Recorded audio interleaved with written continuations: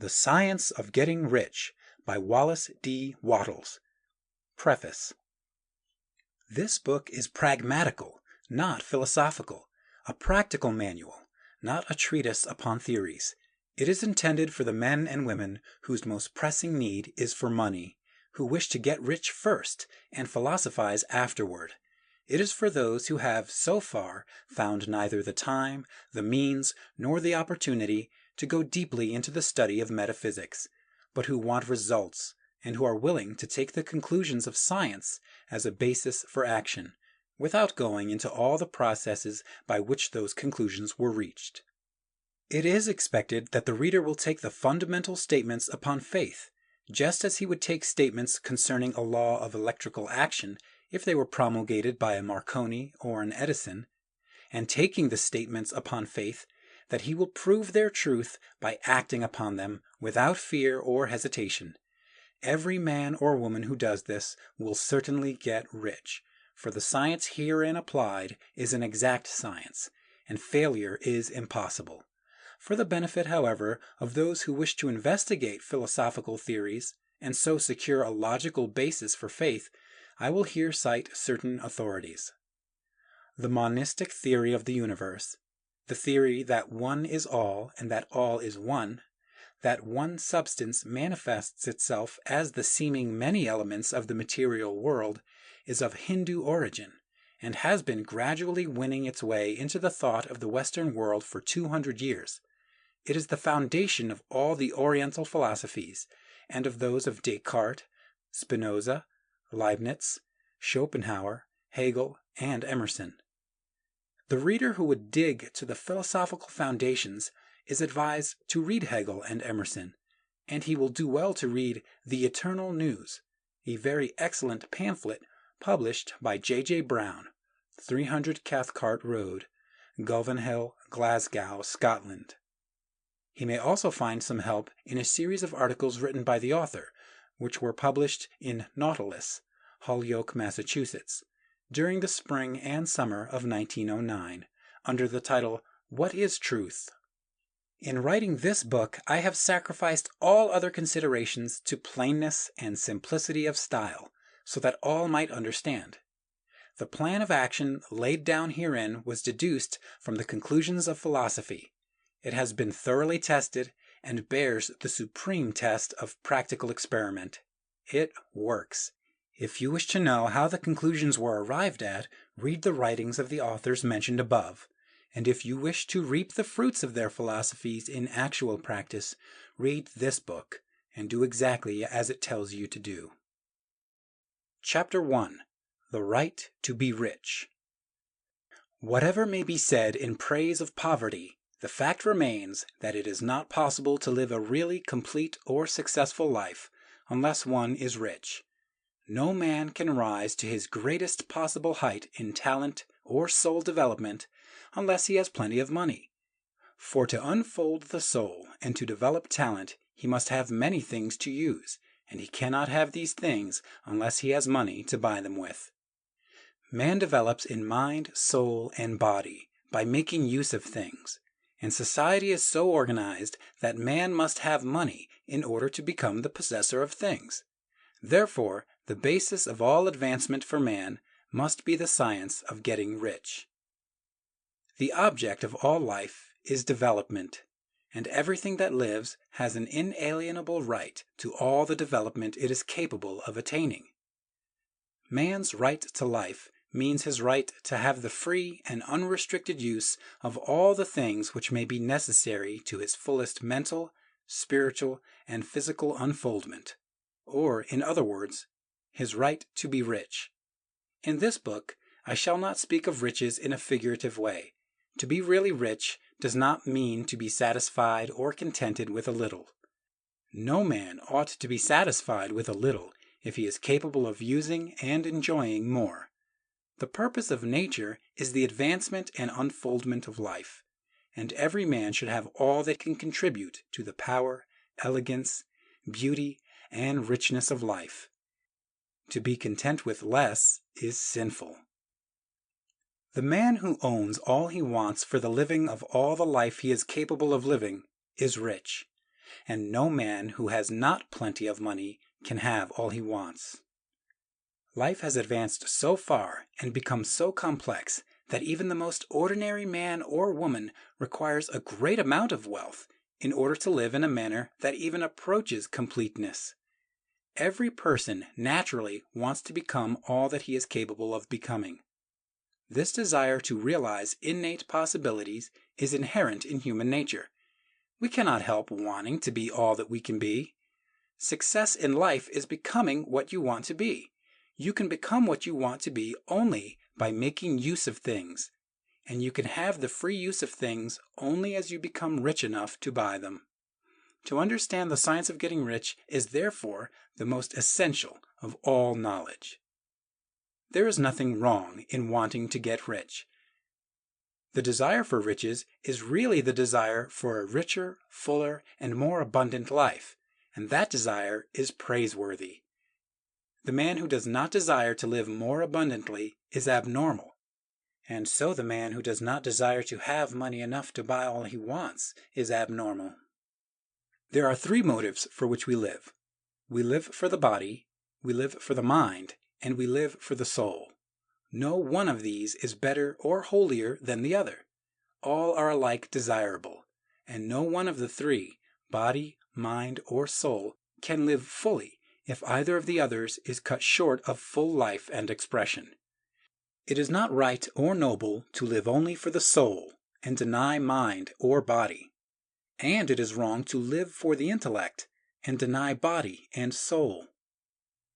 We are all acquainted with the loathsome consequence of living for the body and denying both mind and soul, and we see that real life means the complete expression of all that man can give forth through body, mind, and soul. Whatever he may say, no man can be really happy or satisfied unless his body is living fully in every function, and unless the same is true of his mind and his soul. Wherever there is unexpressed possibility or function not performed, there is unsatisfied desire. Desire is possibility seeking expression, or function seeking performance. Man cannot live fully in body without good food, comfortable clothing, and warm shelter, and without freedom from excessive toil. Rest and recreation are also necessary to his physical life. He cannot live fully in mind without books and time to study them, without opportunity for travel and observation, or without intellectual companionship. To live fully in mind, he must have intellectual recreations and must surround himself with all the objects of art and beauty he is capable of using and appreciating. To live fully in soul, man must have love, and love is denied expression by poverty. Man's highest happiness is found in the bestowal of benefits on those he loves. Love finds its most natural and spontaneous expression in giving. The man who has nothing to give cannot fill his place as a husband or father, as a citizen or as a man. It is in the use of material things that man finds full life for his body, develops his mind, and unfolds his soul. It is therefore of supreme importance to him that he should be rich. It is perfectly right that you should desire to be rich. If you are a normal man or woman, you cannot help doing so. It is perfectly right that you should give your best attention to the science of getting rich, for it is the noblest and most necessary of all studies. If you neglect this study, you are derelict in your duty to yourself, to God, and to humanity. For you can render God and humanity no greater service than to make the most of yourself. There is a science of getting rich. There is a science of getting rich, and it is an exact science. Like algebra or arithmetic, there are certain laws which govern the process of acquiring riches.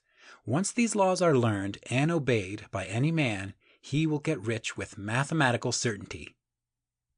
The ownership of money and property comes as a result of doing things in a certain way. Those who do things in this certain way, whether on purpose or accidentally, get rich, while those who do not do things in this certain way no matter how hard they work or how able they are, remain poor.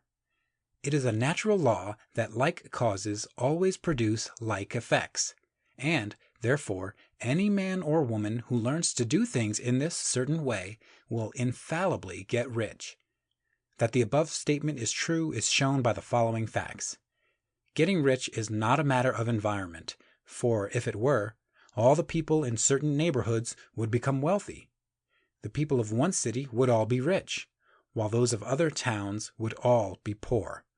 Or the inhabitants of one state would roll in wealth, while those of an adjoining state would be in poverty. But everywhere we see rich and poor living side by side in the same environment, and often engaged in the same vocations. When two men are in the same locality and in the same business, and one gets rich while the other remains poor, it shows that getting rich is not primarily a matter of environment.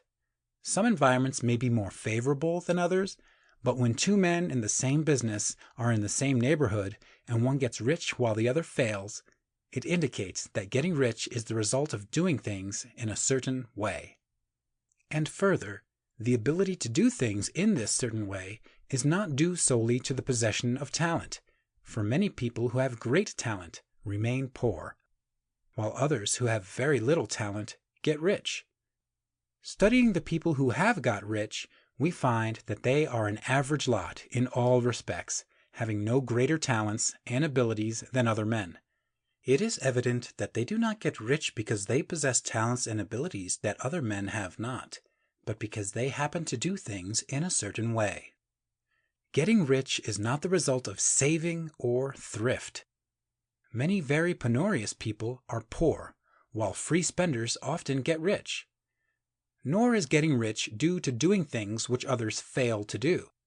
For two men in the same business often do exactly the same things, and one gets rich while the other remains poor or becomes a bankrupt. From all these things, we must come to the conclusion that getting rich is the result of doing things in a certain way. If getting rich is the result of doing things in a certain way, and if like causes always produce like effects, then any man or woman who can do things in that way can become rich, and the whole matter is brought within the domain of exact science. The question arises here whether this certain way may not be so difficult that only a few may follow it. This cannot be true, as we have seen, so far as natural ability is concerned. Talented people get rich, and blockheads get rich. Intellectually brilliant people get rich, and very stupid people get rich. Physically strong people get rich, and weak and sickly people get rich. Some degree of ability to think and understand is, of course, essential.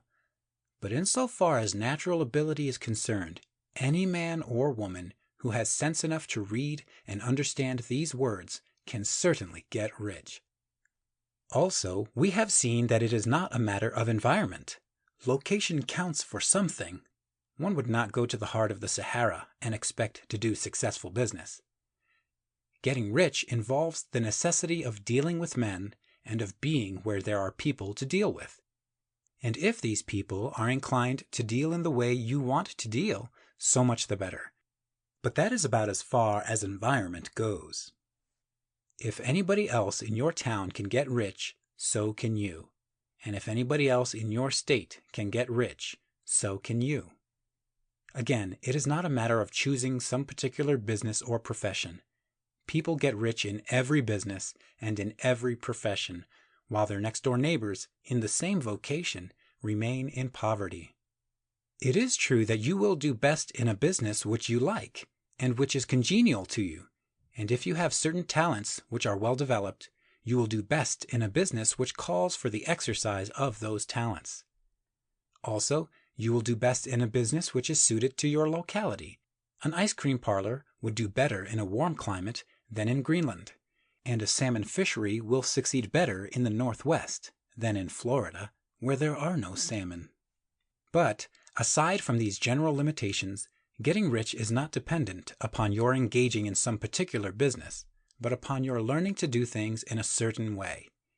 If you are now in business, and anybody else in your locality is getting rich in the same business while you are not getting rich, it is because you are not doing things in the same way that the other person is doing them. No one is prevented from getting rich by lack of capital. True, as you get capital, the increase becomes more easy and rapid, but one who has capital is already rich and does not need to consider how to become so. No matter how poor you may be, if you begin to do things in a certain way, you will begin to get rich, and you will begin to have capital. The getting of capital is a part of the process of getting rich, and it is a part of the result which invariably follows the doing of things in the certain way. You may be the poorest man on the continent, and be deeply in debt. You may have neither friends, influence, nor resources, but if you begin to do things in this way, you must infallibly begin to get rich. For like causes must produce like effects. If you have no capital, you can get capital. If you are in the wrong business, you can get into the right business.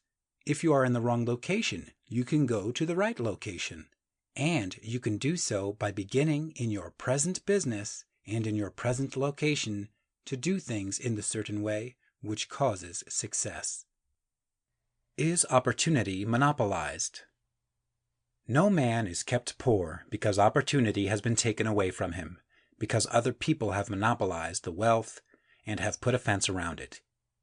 You may be shut off from engaging in business in certain lines, but there are other channels open to you. Probably it would be hard for you to get control of any of the great railroad systems. That field is pretty well monopolized. But the electric railway business is still in its infancy and offers plenty of scope for enterprise.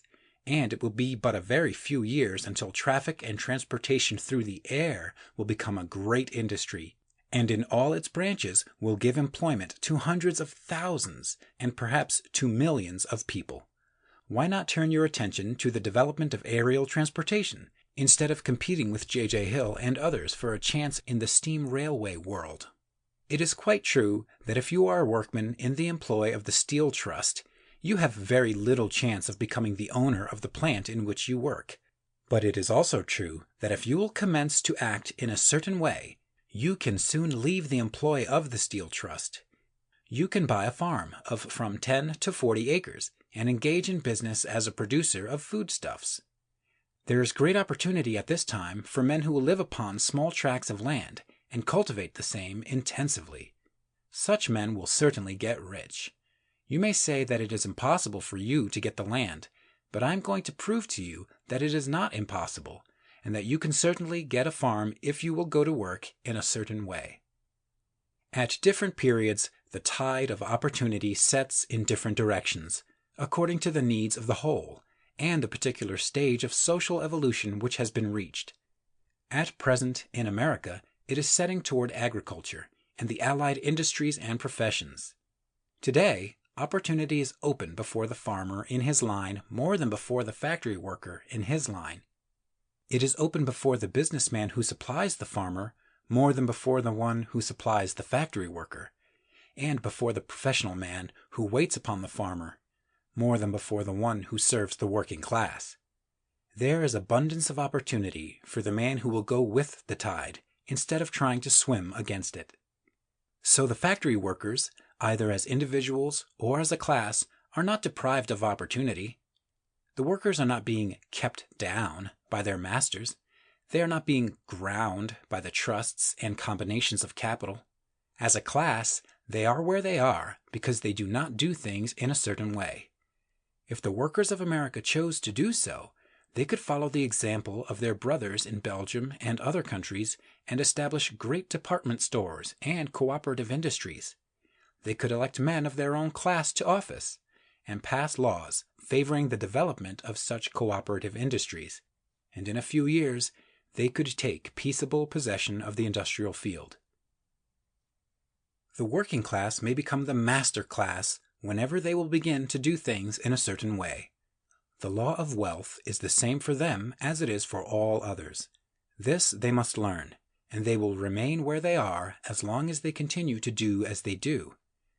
The individual worker, however, is not held down by the ignorance or the mental slothfulness of his class. he can follow the tide of opportunity to riches, and this book will tell him how. No one is kept in poverty by a shortness in the supply of riches. There is more than enough for all. A palace as large as the Capitol at Washington might be built for every family on earth from the building material in the United States alone. And under intensive cultivation, this country would produce wool, cotton, linen, and silk enough to clothe each person in the world finer than Solomon was arrayed in all his glory, together with food enough to feed them all luxuriously. The visible supply is practically inexhaustible, and the invisible supply really is inexhaustible.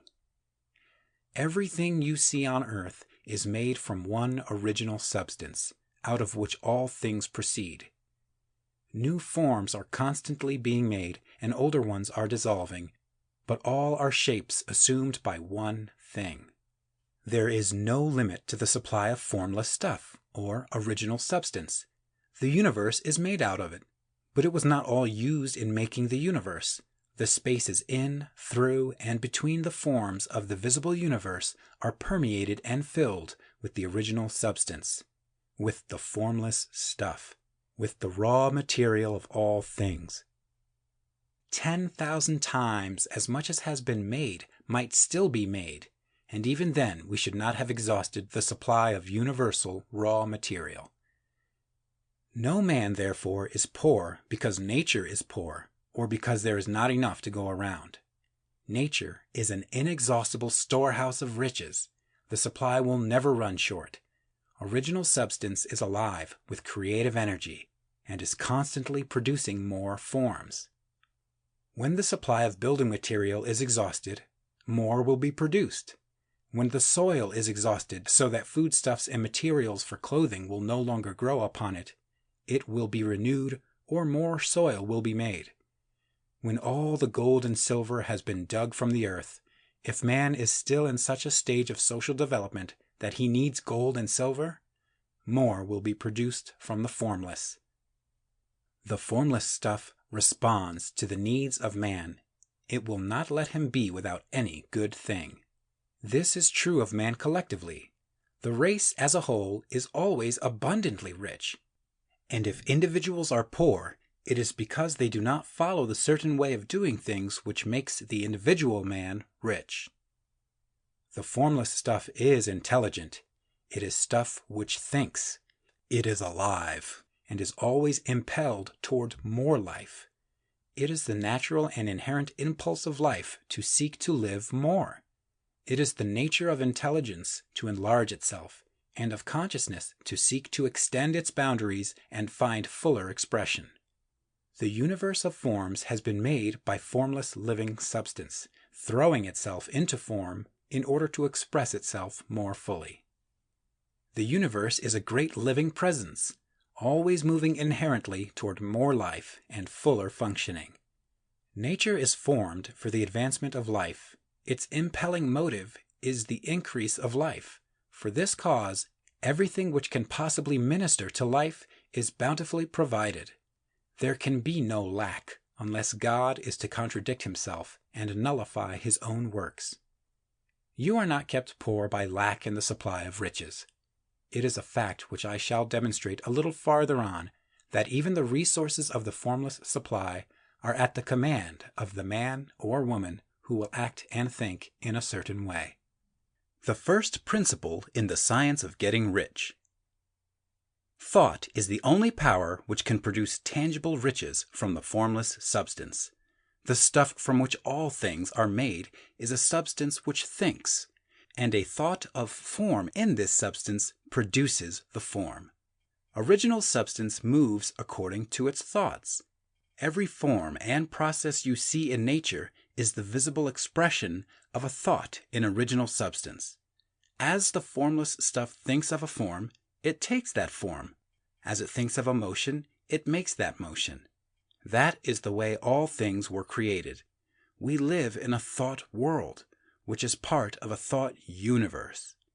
The thought of a moving universe extended throughout formless substance, and the thinking stuff moving according to that thought took the form of systems of planets and maintains that form. thinking substance takes the form of its thought and moves according to the thought. Holding the idea of a circling system of suns and worlds, it takes the form of these bodies and moves them as it thinks. Thinking the form of a slow-growing oak tree, it moves accordingly and produces the tree, though centuries may be required to do the work. In creating, the formless seems to move according to the lines of motion it has established. The thought of an oak tree does not cause the instant formation of a full-grown tree, but it does start in motion the forces which will produce the tree along established lines of growth. Every thought of form held in thinking substance causes the creation of the form, but always, or at least generally, along lines of growth and action already established. The thought of a house of a certain construction, if it were impressed upon formless substance, might not cause the instant formation of the house, but it would cause the turning of creative energies already working in trade and commerce into such channels as to result in the speedy building of the house. And if there were no existing channels through which the creative energy could work, then the house would be formed directly from primal substance, without waiting for the slow processes of the organic and inorganic world. No thought of form can be impressed upon original substance without causing the creation of the form. Man is a thinking center and can originate thought. All the forms that man fashions with his hands must first exist in his thought. He cannot shape a thing until he has thought that thing. And so far, man has confined his efforts wholly to the work of his hands.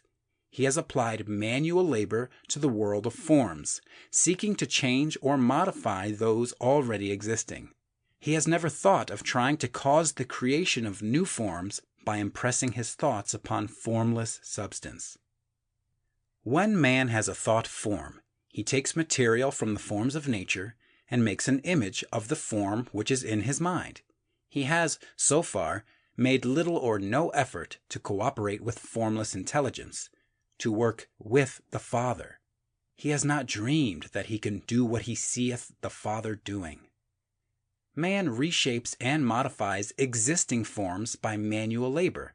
He has given no attention to the question whether he may not produce things from formless substance by communicating his thoughts to it. We propose to prove that he may do so, to prove that any man or woman may do so, and to show how. As our first step, we must lay down 3 fundamental propositions. First, we assert that there is one original formless stuff or substance from which all things are made. All the seemingly many elements are but different presentations of one element. All the many forms found in organic and inorganic nature are but different shapes made from the same stuff. And this stuff is thinking stuff. A thought held in it produces the form of the thought. Thought in thinking substance produces shapes. Man is a thinking center, capable of original thought. If man can communicate his thought to original thinking substance, he can cause the creation or formation of the thing he thinks about. To summarize this, there is a thinking stuff from which all things are made, and which, in its original state, permeates, penetrates, and fills the interspaces of the universe. A thought in this substance produces the thing that is imaged by the thought. Man can form things in his thought, and by impressing his thought upon formless substance, can cause the thing he thinks about to be created. It may be asked if I can prove these statements, and without going into details, I answer that I can do so, both by logic and experience. Reasoning back from the phenomena of form and thought, I come to one original thinking substance, and reasoning forward from this thinking substance, I come to man's power to cause the formation of the thing he thinks about. And by experiment, I find the reasoning true, and this is my strongest proof. If one man who reads this book gets rich by doing what it tells him to do, that is evidence in support of my claim.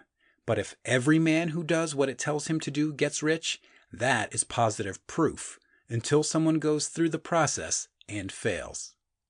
The theory is true until the process fails, and this process will not fail, for every man who does exactly what this book tells him to do will get rich.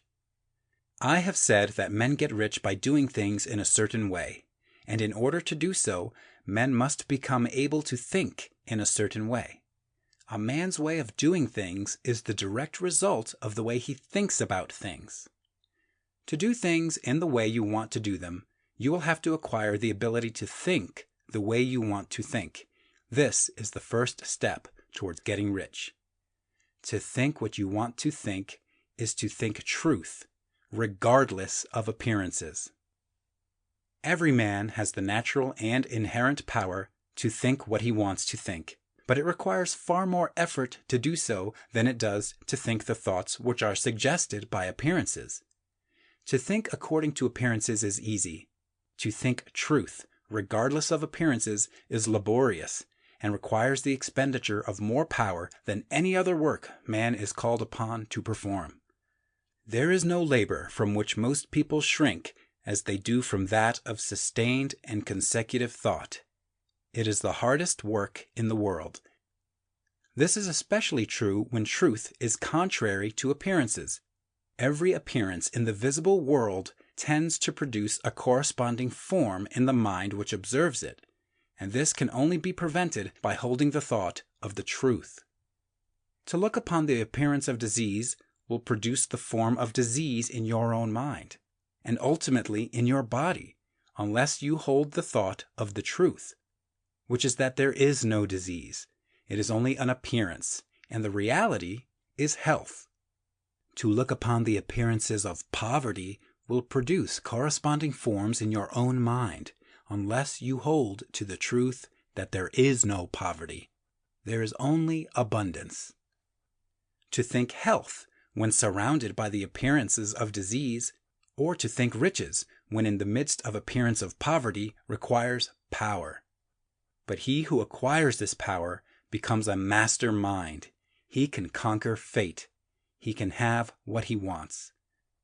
This power can only be acquired by getting hold of the basic fact which is behind all appearances, and that fact is that there is one thinking substance, from which and by which all things are made.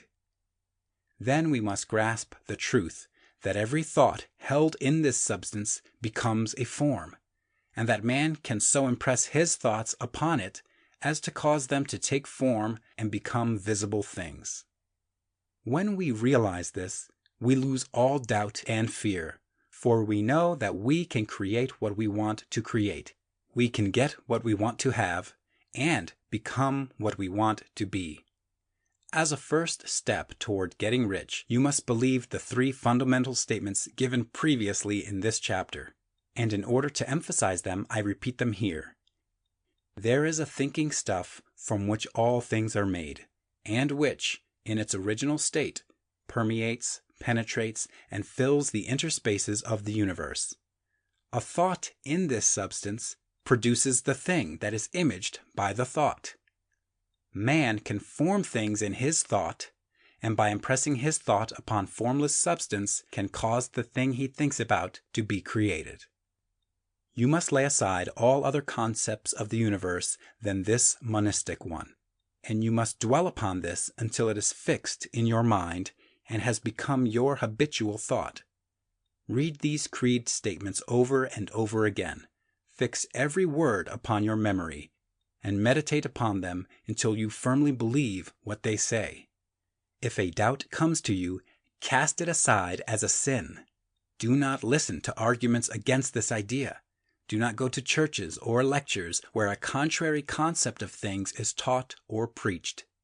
Do not read magazines or books which teach a different idea. If you get mixed up in your faith, all your efforts will be in vain. Do not ask why these things are true, nor speculate as to how they can be true. Simply take them on trust. The science of getting rich begins with the absolute acceptance of this faith. Increasing life. You must get rid of the last vestige of the old idea that there is a deity whose will it is that you should be poor, or whose purpose may be served by keeping you in poverty. The intelligent substance which is all, and which lives in all, and lives in you, is a consciously living substance. Being a consciously living substance, it must have the natural and inherent desire of every living intelligence for increase of life. Every living thing must continually seek for the enlargement of its life, because life, in the mere act of living, must increase itself. A seed, dropped into the ground, springs into activity, and in the act of living, produces 100 more seeds. Life, by living, multiplies itself. It is forever becoming more. It must do so if it continues to be at all. Intelligence is under this same necessity for continuous increase. Every thought we think makes it necessary for us to think another thought. Consciousness is continually expanding. Every fact we learn leads us to the learning of another fact. Knowledge is continually increasing. Every talent we cultivate brings to the mind the desire to cultivate another talent. We are subject to the urge of life, seeking expression, which ever drives us on to know more, to do more, and to be more. In order to know more, do more, and be more, we must have more. We must have things to use, for we learn and do and become only by using things. We must get rich so that we can live more. The desire for riches is simply the capacity for larger life-seeking fulfillment. Every desire is the effort of an unexpressed possibility to come into action. It is power seeking to manifest, which causes desire. That which makes you want more money is the same as that which makes the plant grow. It is life seeking fuller expression. The one living substance must be subject to this inherent law of all life. It is permeated with the desire to live more. That is why it is under the necessity of creating things. The one substance desires to live more in you, hence it wants you to have all the things you can use. It is the desire of God that you should get rich. He wants you to get rich because he can express himself better through you if you have plenty of things to use in giving him expression. He can live more in you if you have unlimited command of the means of life. The universe desires you to have everything you want to have. Nature is friendly to your plans. Everything is naturally for you. Make up your mind that this is true. It is essential, however, that your purpose should harmonize with the purpose that is in all. You must want real life, not mere pleasure or sensual gratification. Life is the performance of function, and the individual really lives only when he performs every function, physical, mental, and spiritual, of which he is capable without excess in any. You do not want to get rich in order to live swinishly for the gratification of animal desires. That is not life. But the performance of every physical function is a part of life, and no one lives completely who denies the impulses of the body a normal and healthful expression. You do not want to get rich solely to enjoy mental pleasures, to get knowledge, to gratify ambition, to outshine others, to be famous. All these are a legitimate part of life, but the man who lives for the pleasures of the intellect alone will only have a partial life, and he will never be satisfied with his lot. You do not want to get rich solely for the good of others, to lose yourself for the salvation of mankind, to experience the joys of philanthropy and sacrifice. The joys of the soul are only a part of life, and they are no better or nobler than any other part. You want to get rich in order that you may eat, drink, and be merry when it is time to do these things, in order that you may surround yourself with beautiful things, see distant lands, feed your mind, and develop your intellect in order that you may love men and do kind things, and be able to play a good part in helping the world to find truth.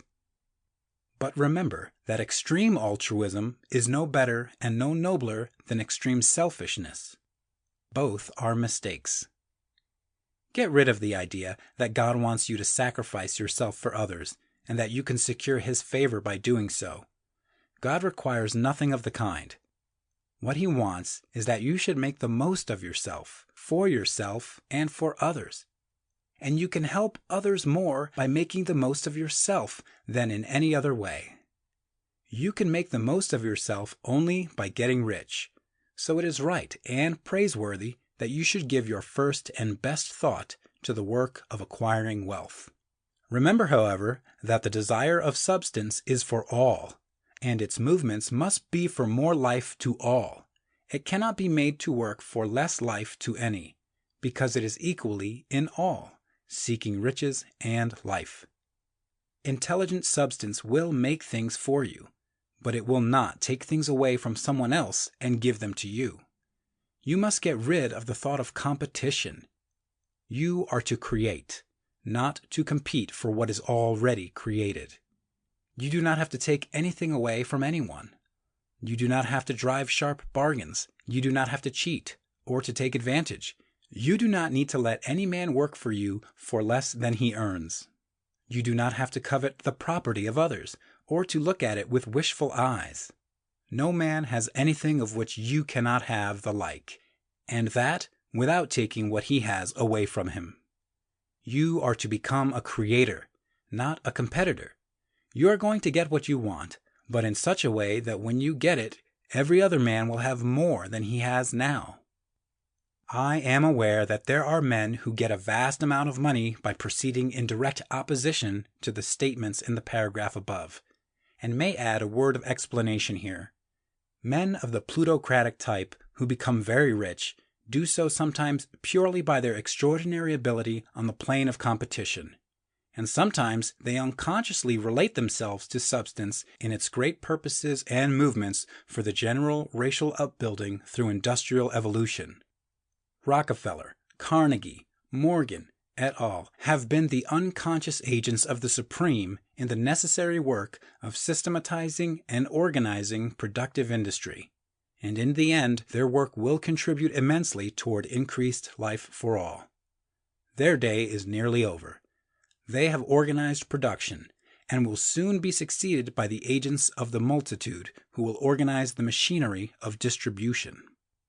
The multimillionaires are like the monster reptiles of the prehistoric eras. They play a necessary part in the evolutionary process, but the same power which produced them will dispose of them. And it is well to bear in mind that they have never been really rich. A record of the private lives of most of this class will show that they have really been the most abject and wretched of the poor.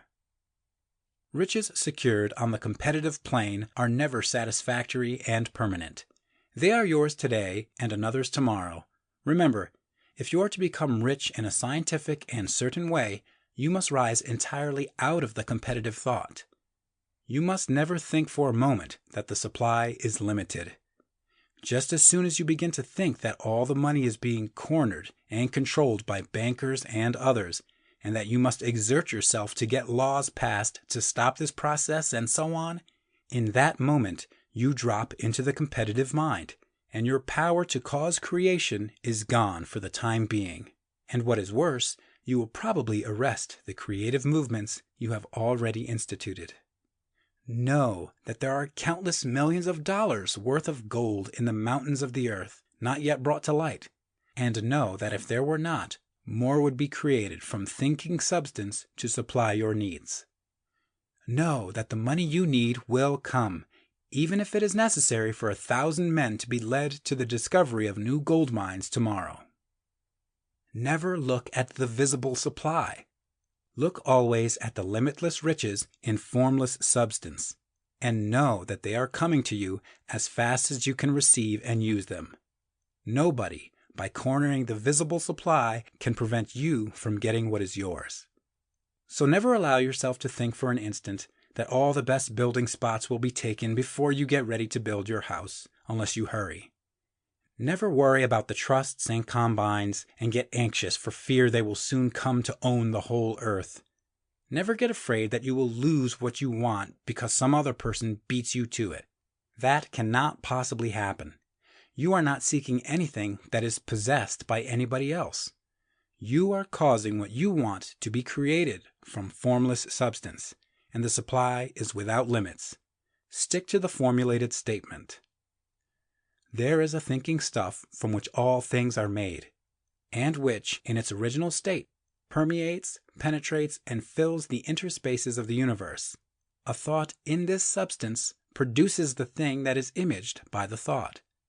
Man can form things in his thought, and by impressing his thought upon formless substance, can cause the thing he thinks about to be created. How riches come to you.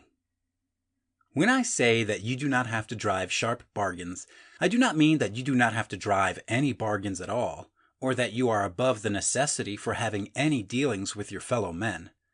I mean that you will not need to deal with them unfairly. You do not have to get something for nothing, but can give to every man more than you take from him. You cannot give every man more in cash market value than you take from him, but you can give him more in use value than the cash value of the thing you take from him.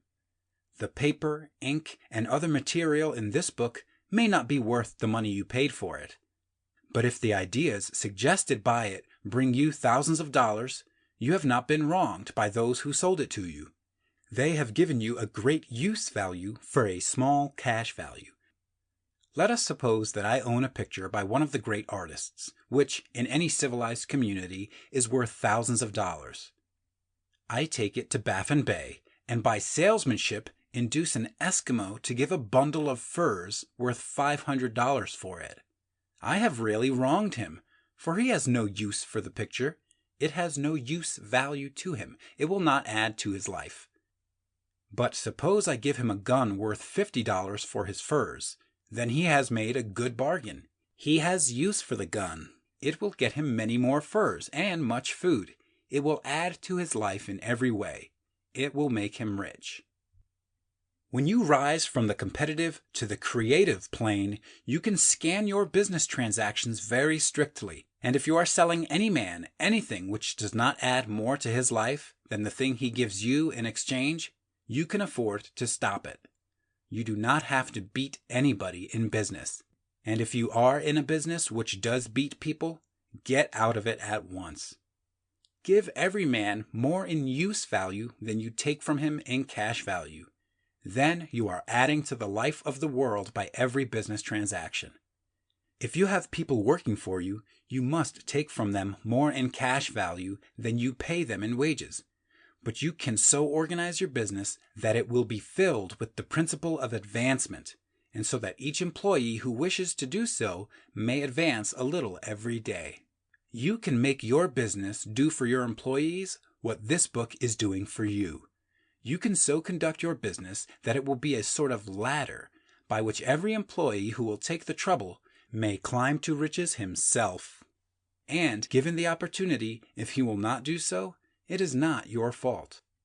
And finally, because you are to cause the creation of your riches from formless substance which permeates all your environment, it does not follow that they are to take shape from the atmosphere and come into being before your eyes. If you want a sewing machine, for instance, I do not mean to tell you that you are to impress the thought of a sewing machine on thinking substance until the machine is formed without hands, in the room where you sit, or elsewhere. But if you want a sewing machine, hold the mental image of it with the most positive certainty that it is being made, or is on its way to you. After once forming the thought, have the most absolute and unquestioning faith that the sewing machine is coming. Never think of it or speak of it in any other way than as being sure to arrive. Claim it as already yours.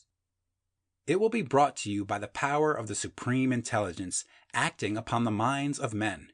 If you live in Maine, it may be that a man will be brought from Texas or Japan to engage in some transaction which will result in your getting what you want. If so, the whole matter will be as much to that man's advantage as it is to yours. Do not forget for a moment that the thinking substance is through all, in all, communicating with all, and can influence all. The desire of thinking substance for fuller life and better living has caused the creation of all the sewing machines already made, and it can cause the creation of millions more, and will, whenever men set it in motion by desire and faith, and by acting in a certain way.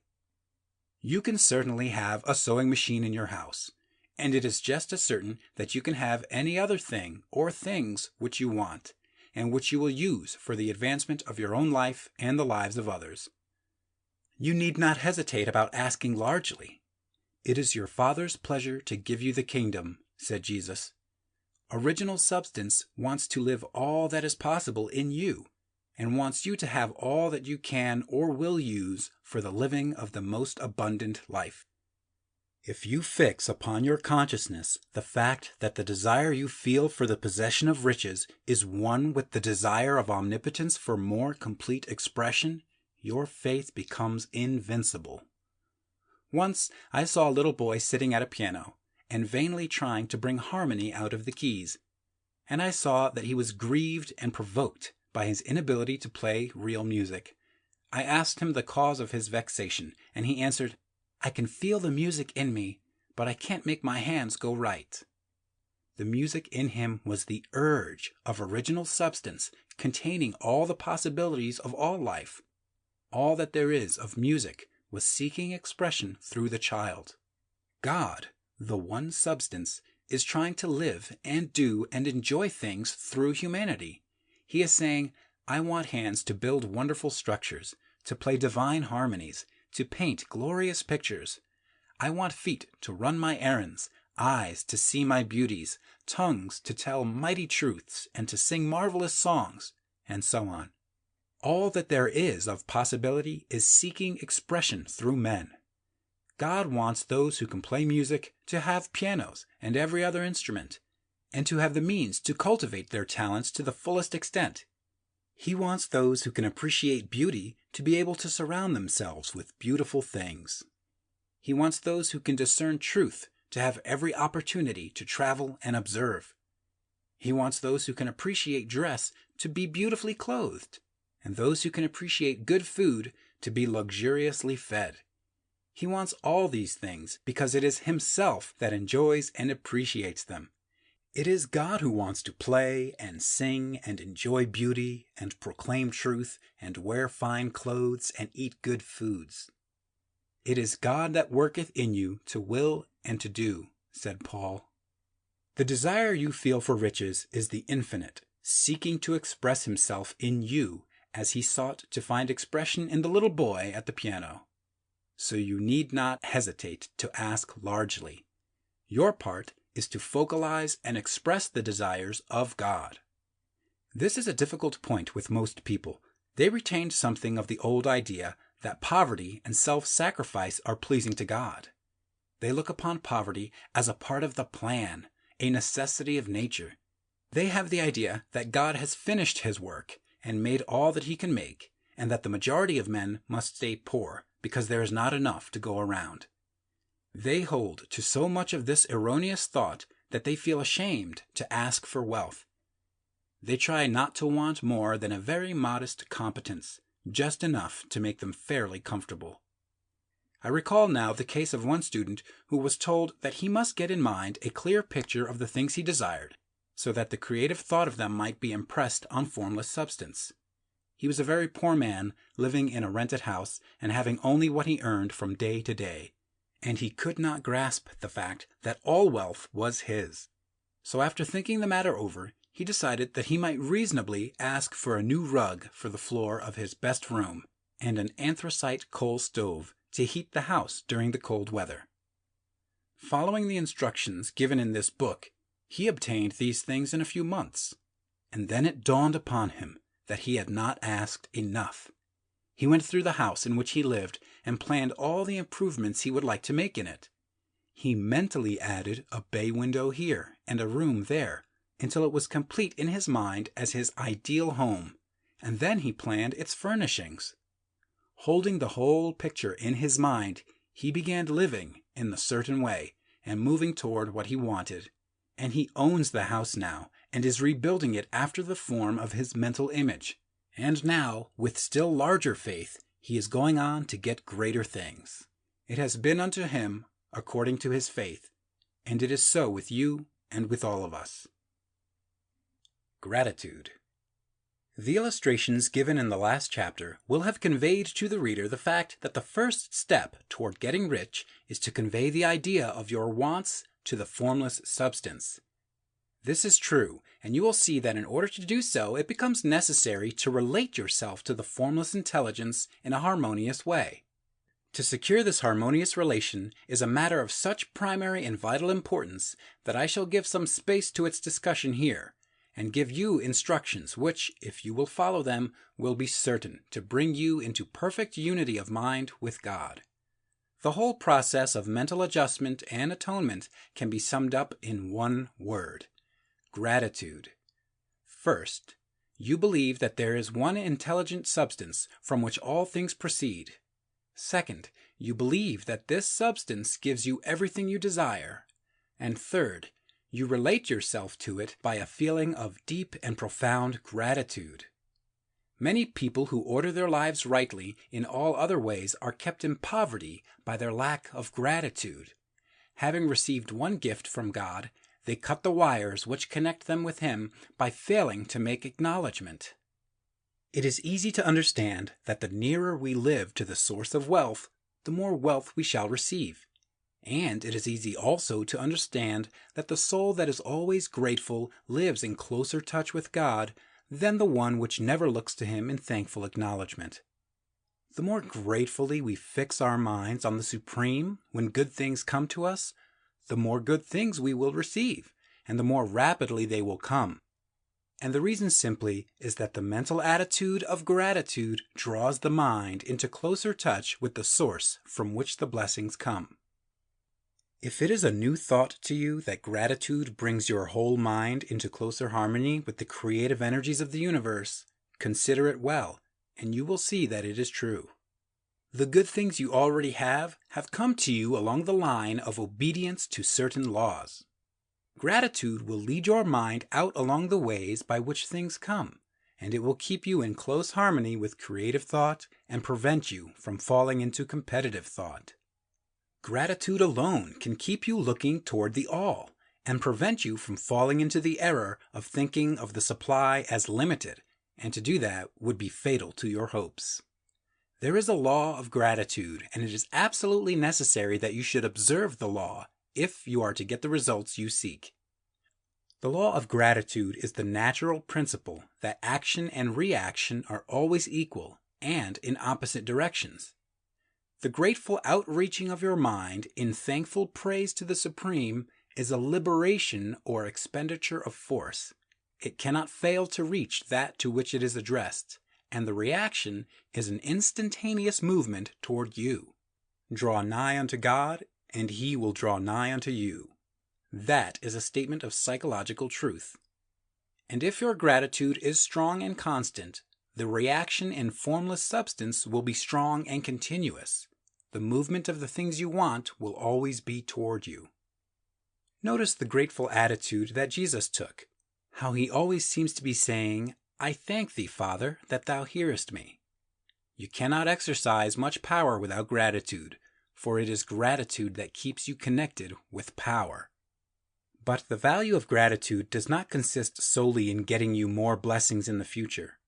Without gratitude, you cannot long keep from dissatisfied thought regarding things as they are.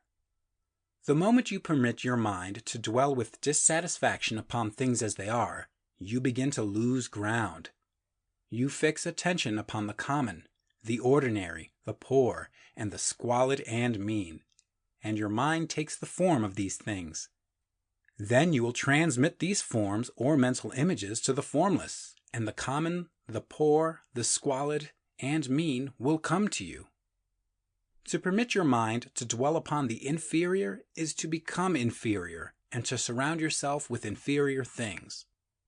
On the other hand, to fix your attention on the best is to surround yourself with the best and to become the best. The creative power within us makes us into the image of that to which we give our attention. We are thinking substance, and thinking substance always takes the form of that which it thinks about. The grateful mind is constantly fixed upon the best. Therefore, it tends to become the best. It takes the form or character of the best and will receive the best. Also, faith is born of gratitude. The grateful mind continually expects good things, and expectation becomes faith. The reaction of gratitude upon one's own mind produces faith, and every outgoing wave of grateful thanksgiving increases faith. He who has no feeling of gratitude cannot long retain a living faith, and without a living faith you cannot get rich by the creative method, as we shall see in the following chapters. It is necessary, then, to cultivate the habit of being grateful for every good thing that comes to you, and to give thanks continuously. And because all things have contributed to your advancement, you should include all things in your gratitude. Do not waste time thinking or talking about the shortcomings or wrong actions of plutocrats or trust magnates. Their organization of the world has made your opportunity. All you get really comes to you because of them. Do not rage against corrupt politicians. If it were not for politicians, we should fall into anarchy, and your opportunity would be greatly lessened. God has worked a long time and very patiently to bring us up to where we are in industry and government, and He is going right on with His work. There is not the least doubt that He will do away with plutocrats, trust magnates, captains of industry, and politicians as soon as they can be spared. But in the meantime, behold, they are all very good. Remember that they are all helping to arrange the lines of transmission along which your riches will come to you, and be grateful to them all. This will bring you into harmonious relations with the good in everything, and the good in everything will move toward you. Thinking in the certain way. Turn back to chapter 6 and read again the story of the man who formed a mental image of his house, and you will get a fair idea of the initial step toward getting rich. You must form a clear and definite mental picture of what you want. You cannot transmit an idea unless you have it yourself. You must have it before you can give it, and many people fail to impress thinking substance because they have themselves only a vague and misty concept of the thing they want to do, to have, or to become. It is not enough that you should have a general desire for wealth to do good with. Everybody has that desire. It is not enough that you should have a wish to travel, see things, live more, etc. Everybody has those desires also. If you were going to send a wireless message to a friend, you would not send the letters of the alphabet in their order and let him construct the message for himself.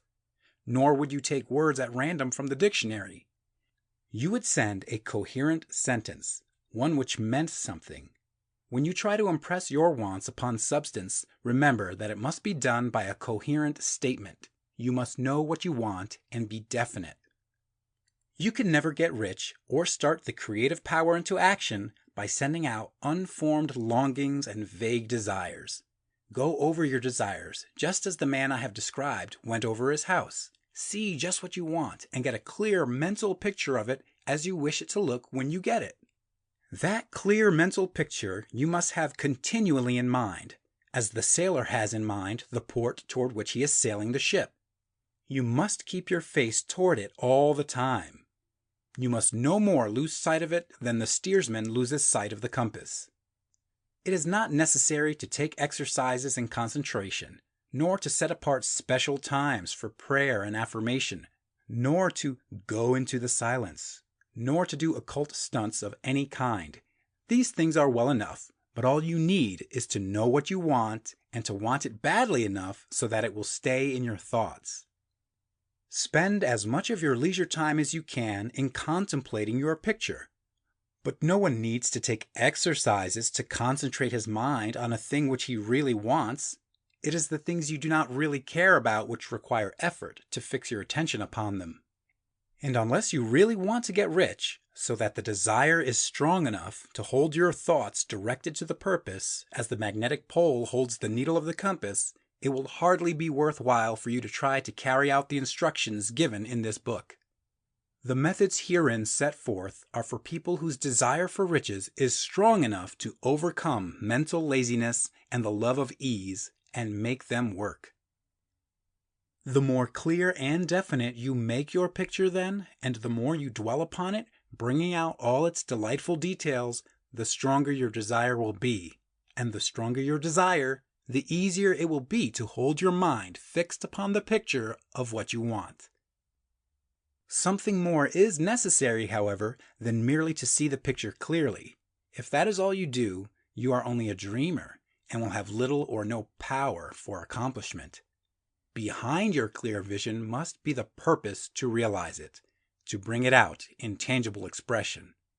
And behind this purpose must be an invincible and unwavering faith that the thing is already yours, that it is at hand, and you have only to take possession of it.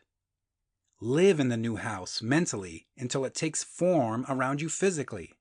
In the mental realm, enter at once into full enjoyment of the things you want. Whatsoever things ye ask for when ye pray, believe that ye receive them, and ye shall have them, said Jesus. See the things you want as if they were actually around you all the time. See yourself as owning and using them. Make use of them in imagination, just as you will use them when they are your tangible possessions. Dwell upon your mental picture until it is clear and distinct, and then take the mental attitude of ownership toward everything in that picture.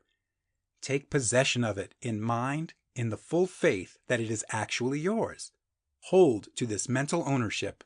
Do not waver for an instant in the faith that it is real. And remember what was said in a preceding chapter about gratitude.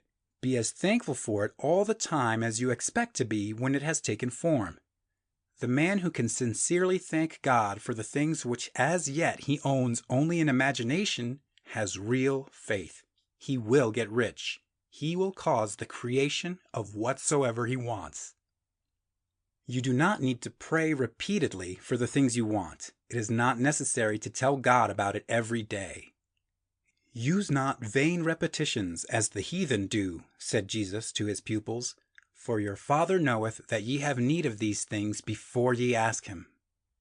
Your part is to intelligently formulate your desire for the things which make for a larger life, and to get these desires arranged into a coherent whole, and then to impress this whole desire upon the formless substance, which has the power and the will to bring you what you want. You do not make this impression by repeating strings of words. You make it by holding the vision with unshakable purpose to attain it, and with steadfast faith that you do attain it. The answer to prayer is not according to your faith while you are talking, but according to your faith while you are working. You cannot impress the mind of God by having a special Sabbath day set apart to tell him what you want, and then forgetting him during the rest of the week. You cannot impress him by having special hours to go into your closet and pray, if you then dismiss the matter from your mind until the hour of prayer comes again. Oral prayer is well enough and has its effect, especially upon yourself, in clarifying your vision and strengthening your faith. But it is not your oral petitions which get you what you want. In order to get rich, you do not need a sweet hour of prayer. You need to pray without ceasing. And by prayer, I mean holding steadily to your vision, with the purpose to cause its creation into solid form, and the faith that you are doing so. Believe that ye receive them. The whole matter turns on receiving, once you have clearly formed your vision. When you have formed it, it is well to make an oral statement, addressing the Supreme in reverent prayer, and from that moment you must, in mind, receive what you ask for. Live in the new house. Wear the fine clothes. Ride in the automobile. Go on the journey, and confidently plan for greater journeys. Think and speak of all the things you have asked for in terms of actual present ownership. Imagine an environment and a financial condition exactly as you want them, and live all the time in that imaginary environment and financial condition. Mind, however, that you do not do this as a mere dreamer and castle builder. Hold to the faith that the imaginary is being realized and to the purpose to realize it. Remember that it is faith and purpose in the use of the imagination which make the difference between the scientist and the dreamer. And having learned this fact, it is here that you must learn the proper use of the will. How to use the will. To set about getting rich in a scientific way, you do not try to apply your willpower to anything outside of yourself. You have no right to do so anyway. It is wrong to apply your will to other men and women in order to get them to do what you wish done. It is as flagrantly wrong to coerce people by mental power as it is to coerce them by physical power. If compelling people by physical force to do things for you reduces them to slavery, compelling them by mental means accomplishes exactly the same thing. The only difference is in methods. If taking things from people by physical force is robbery, then taking things by mental force is robbery also. There is no difference in principle. You have no right to use your willpower upon another person, even for his own good, for you do not know what is for his good.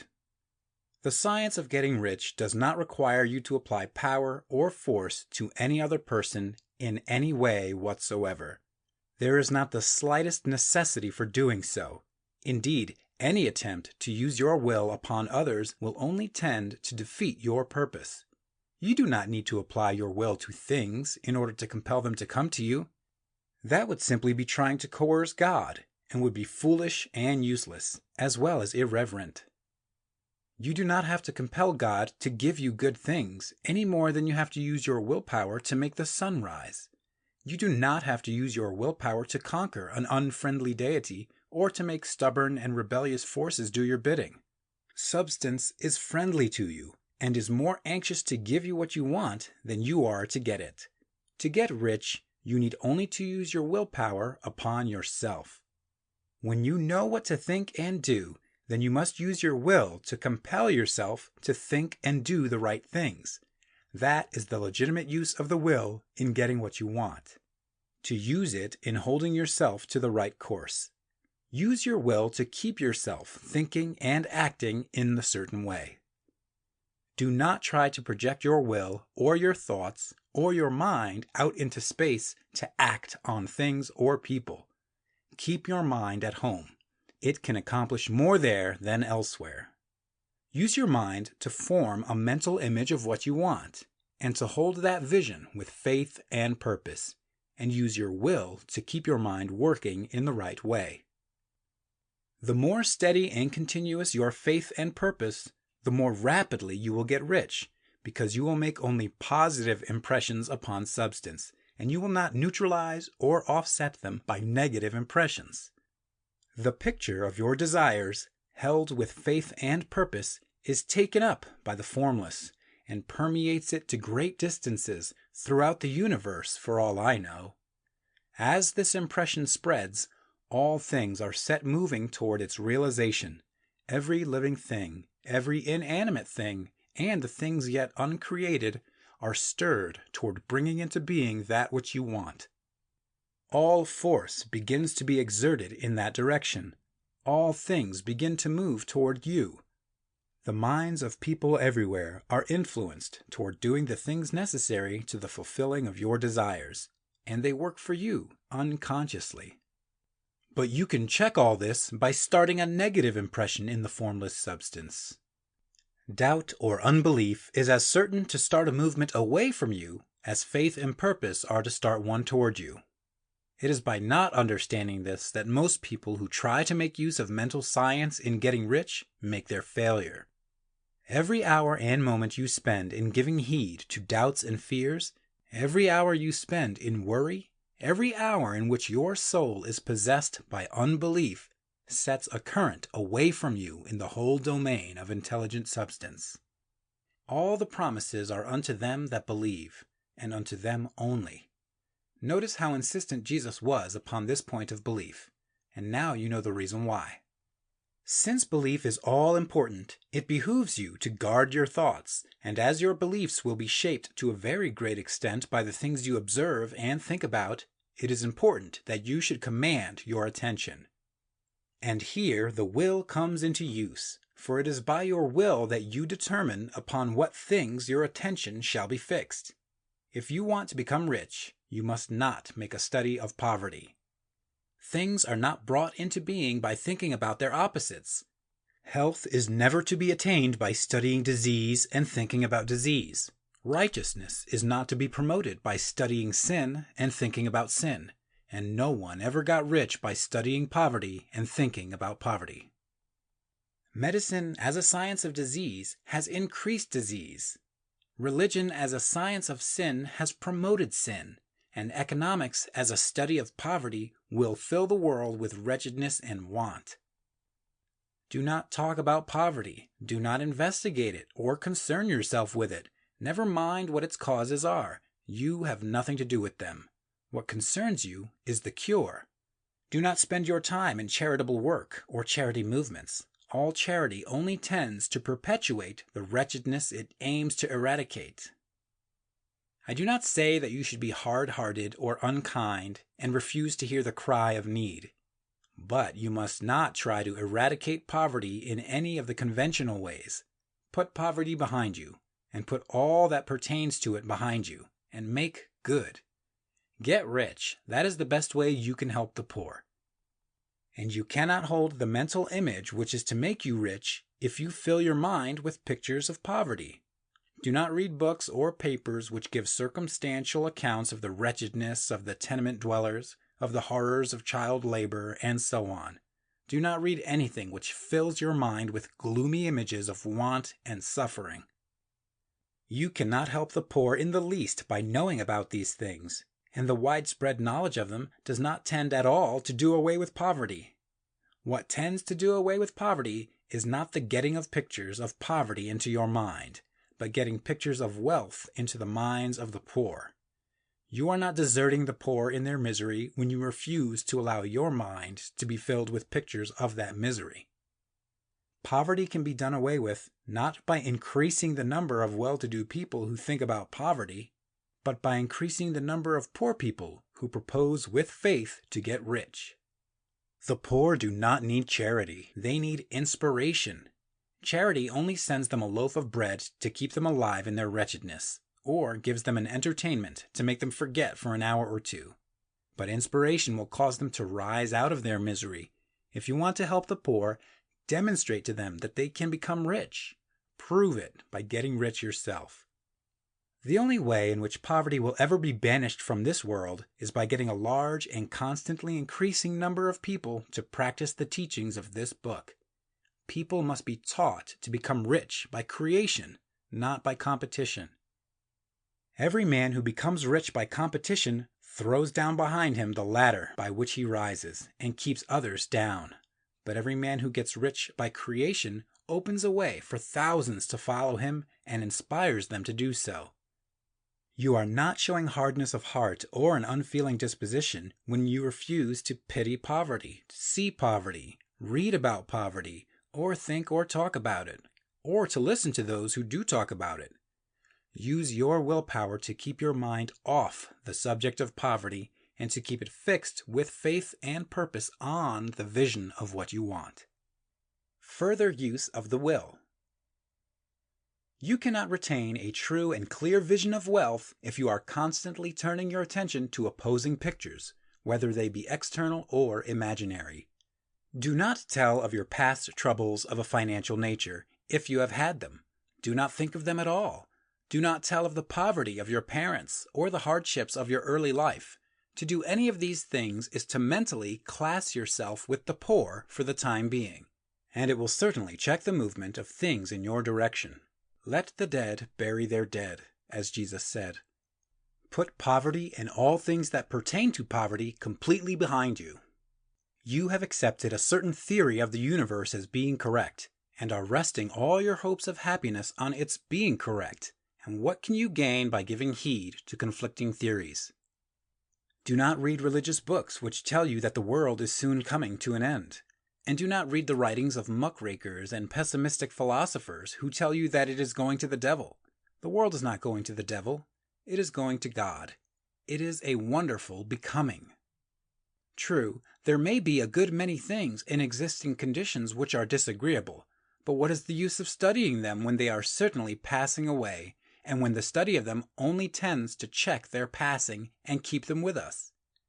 Why give time and attention to things which are being removed by evolutionary growth, when you can hasten their removal only by promoting the evolutionary growth as far as your part of it goes? No matter how horrible in seeming may be the conditions in certain countries, sections, or places, you waste your time and destroy your own chances by considering them. You should interest yourself in the world's becoming rich. Think of the riches the world is coming into, instead of the poverty it is growing out of, and bear in mind that the only way in which you can assist the world in growing rich is by growing rich yourself, through the creative method, not the competitive one. Give your attention wholly to riches. Ignore poverty. Whenever you think or speak of those who are poor, think and speak of them as those who are becoming rich, as those who are to be congratulated rather than pitied. Then they and others will catch the inspiration and begin to search for the way out.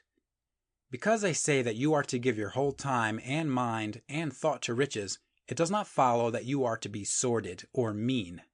To become really rich is the noblest aim you can have in life, for it includes everything else. On the competitive plane, the struggle to get rich is a godless scramble for power over other men. But when we come into the creative mind, all this is changed. All that is possible in the way of greatness and soul unfoldment, of service and lofty endeavor, comes by way of getting rich. All is made possible by the use of things. If you lack for physical health, you will find that the attainment of it is conditional on your getting rich.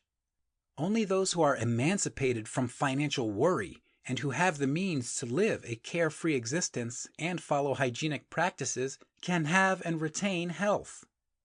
Moral and spiritual greatness is possible only to those who are above the competitive battle for existence. And only those who are becoming rich on the plane of creative thought are free from the degrading influences of competition. If your heart is set on domestic happiness, remember that love flourishes best where there is refinement, a high level of thought, and freedom from corrupting influences, and these are to be found only where riches are attained by the exercise of creative thought, without strife or rivalry. You can aim at nothing so great or noble, I repeat, as to become rich, and you must fix your attention upon your mental picture of riches, to the exclusion of all that may tend to dim or obscure the vision. You must learn to see the underlying truth in all things. You must see beneath all seemingly wrong conditions the great one life, ever moving forward toward fuller expression and more complete happiness. It is the truth that there is no such thing as poverty, that there is only wealth. Some people remain in poverty because they are ignorant of the fact that there is wealth for them, and these can best be taught by showing them the way to affluence in your own person and practice. Others are poor because, while they feel that there is a way out, they are too intellectually indolent to put forth the mental effort necessary to find that way and travel it. And for these, the very best thing you can do is to arouse their desire by showing them the happiness that comes from being rightly rich. Others still are poor because, while they have some notion of science, they have become so swamped and lost in the maze of metaphysical and occult theories that they do not know which road to take. They try a mixture of many systems and fail in all. For these, again, the very best thing to do is to show the right way in your own person and practice. An ounce of doing things is worth a pound of theorizing. The very best thing you can do for the whole world is to make the most of yourself. You can serve God and man in no more effective way than by getting rich. That is, if you get rich by the creative method and not by the competitive one. Another thing. We assert that this book gives in detail the principles of the science of getting rich, and if that is true, you do not need to read any other book upon the subject. This may sound narrow and egotistical, but consider, there is no more scientific method of computation in mathematics than by addition, subtraction, multiplication, and division. No other method is possible. There can be but one shortest distance between 2 points. There is only one way to think scientifically, and that is to think in the way that leads by the most direct and simple route to the goal. No man has yet formulated a briefer or less complex system than the one set forth herein. It has been stripped of all non-essentials. When you commence on this, lay all others aside. Put them out of your mind altogether. Read this book every day. Keep it with you. Commit it to memory. And do not think about other systems and theories. If you do, you will begin to have doubts, and to be uncertain and wavering in your thought. And then you will begin to make failures. After you have made good and become rich, you may study other systems as much as you please, but until you are quite sure that you have gained what you want, do not read anything on this line but this book, unless it be the authors mentioned in the preface. And read only the most optimistic comments on the world's news, those in harmony with your picture. Also, postpone your investigations into the occult. Do not dabble in theosophy, spiritualism, or kindred studies. It is very likely that the dead still live and are near, but if they are, let them alone. Mind your own business. Wherever the spirits of the dead may be, they have their own work to do and their own problems to solve, and we have no right to interfere with them. We cannot help them, and it is very doubtful whether they can help us, or whether we have any right to trespass upon their time if they can. Let the dead and the hereafter alone, and solve your own problem. Get rich. If you begin to mix with the occult, you will start mental cross-currents which will surely bring your hopes to shipwreck. Now, this and the preceding chapters have brought us to the following statement of basic facts. There is a thinking stuff from which all things are made, and which, in its original state, permeates, penetrates, and fills the interspaces of the universe.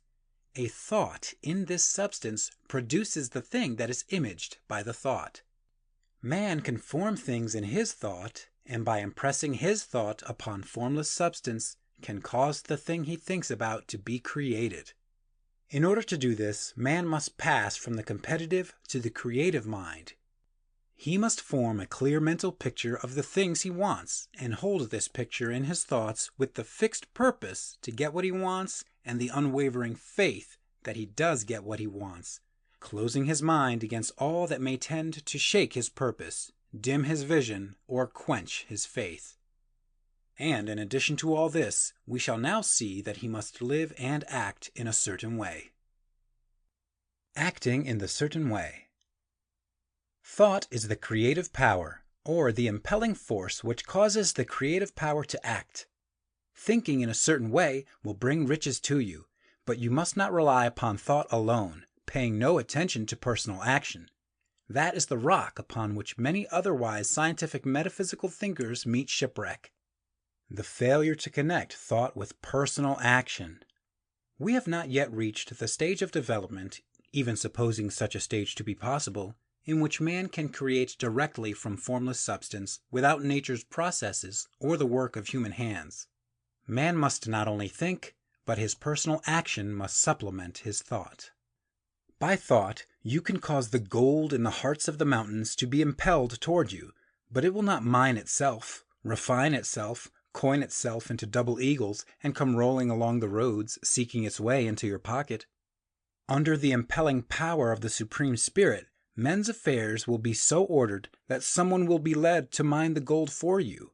Other men's business transactions will be so directed that the gold will be brought toward you, and you must so arrange your own business affairs that you may be able to receive it when it comes to you. Your thought makes all things, animate and inanimate, work to bring you what you want, but your personal activity must be such that you can rightly receive what you want when it reaches you. You are not to take it as charity, nor to steal it. You must give every man more in use value than he gives you in cash value. The scientific use of thought consists in forming a clear and distinct mental image of what you want, in holding fast to the purpose to get what you want, and in realizing with grateful faith that you do get what you want. Do not try to project your thought in any mysterious or occult way, with the idea of having it go out and do things for you. That is wasted effort and will weaken your power to think with sanity. The action of thought in getting rich is fully explained in the preceding chapters.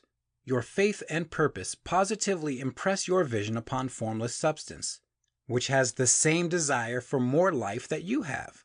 And this vision, received from you, sets all the creative forces at work in and through their regular channels of action, but directed toward you. It is not your part to guide or supervise the creative process. All you have to do with that is to retain your vision, stick to your purpose, and maintain your faith and gratitude. But you must act in a certain way so that you can appropriate what is yours when it comes to you, so that you can meet the things you have in your picture and put them in their proper places as they arrive. You can readily see the truth of this. When things reach you, they will be in the hands of other men, who will ask an equivalent for them. And you can only get what is yours by giving the other man what is his. Your pocketbook is not going to be transformed into a Fortunatus's purse, which shall be always full of money without effort on your part. This is the crucial point in the science of getting rich, right here, where thought and personal action must be combined. There are very many people who, consciously or unconsciously, set the creative forces in action by the strength and persistence of their desires, but who remain poor because they do not provide for the reception of the things they want when it comes. By thought, the thing you want is brought to you. By action, you receive it. Whatever your action is to be, it is evident that you must act now. You cannot act in the past, and it is essential to the clearness of your mental vision that you dismiss the past from your mind. You cannot act in the future, for the future is not here yet. And you cannot tell how you will want to act in any future contingency until that contingency has arrived. Because you are not in the right business or the right environment now, do not think that you must postpone action until you get into the right business or environment. And do not spend time in the present taking thought as to the best course of action in possible future emergencies. Have faith in your ability to meet any emergency when it arrives. If you act in the present with your mind on the future, your present action will be with a divided mind and will not be effective. Put your whole mind into present action. Do not give your creative impulse to original substance and then sit down and wait for results. If you do, you will never get them. Act now. There is never any time but now, and there never will be any time but now. If you are ever to begin to make ready for the reception of what you want, you must begin now. And your action, whatever it is, must most likely be in your present business or employment, and must be upon the persons and things in your present environment. You cannot act where you are not. You cannot act where you have been, and you cannot act where you are going to be. You can act only where you are. Do not bother as to whether yesterday's work was well done or ill done. Do today's work well. Do not try to do tomorrow's work now. There will be plenty of time to do that when you get to it. Do not try, by occult or mystical means, to act on people or things that are out of your reach.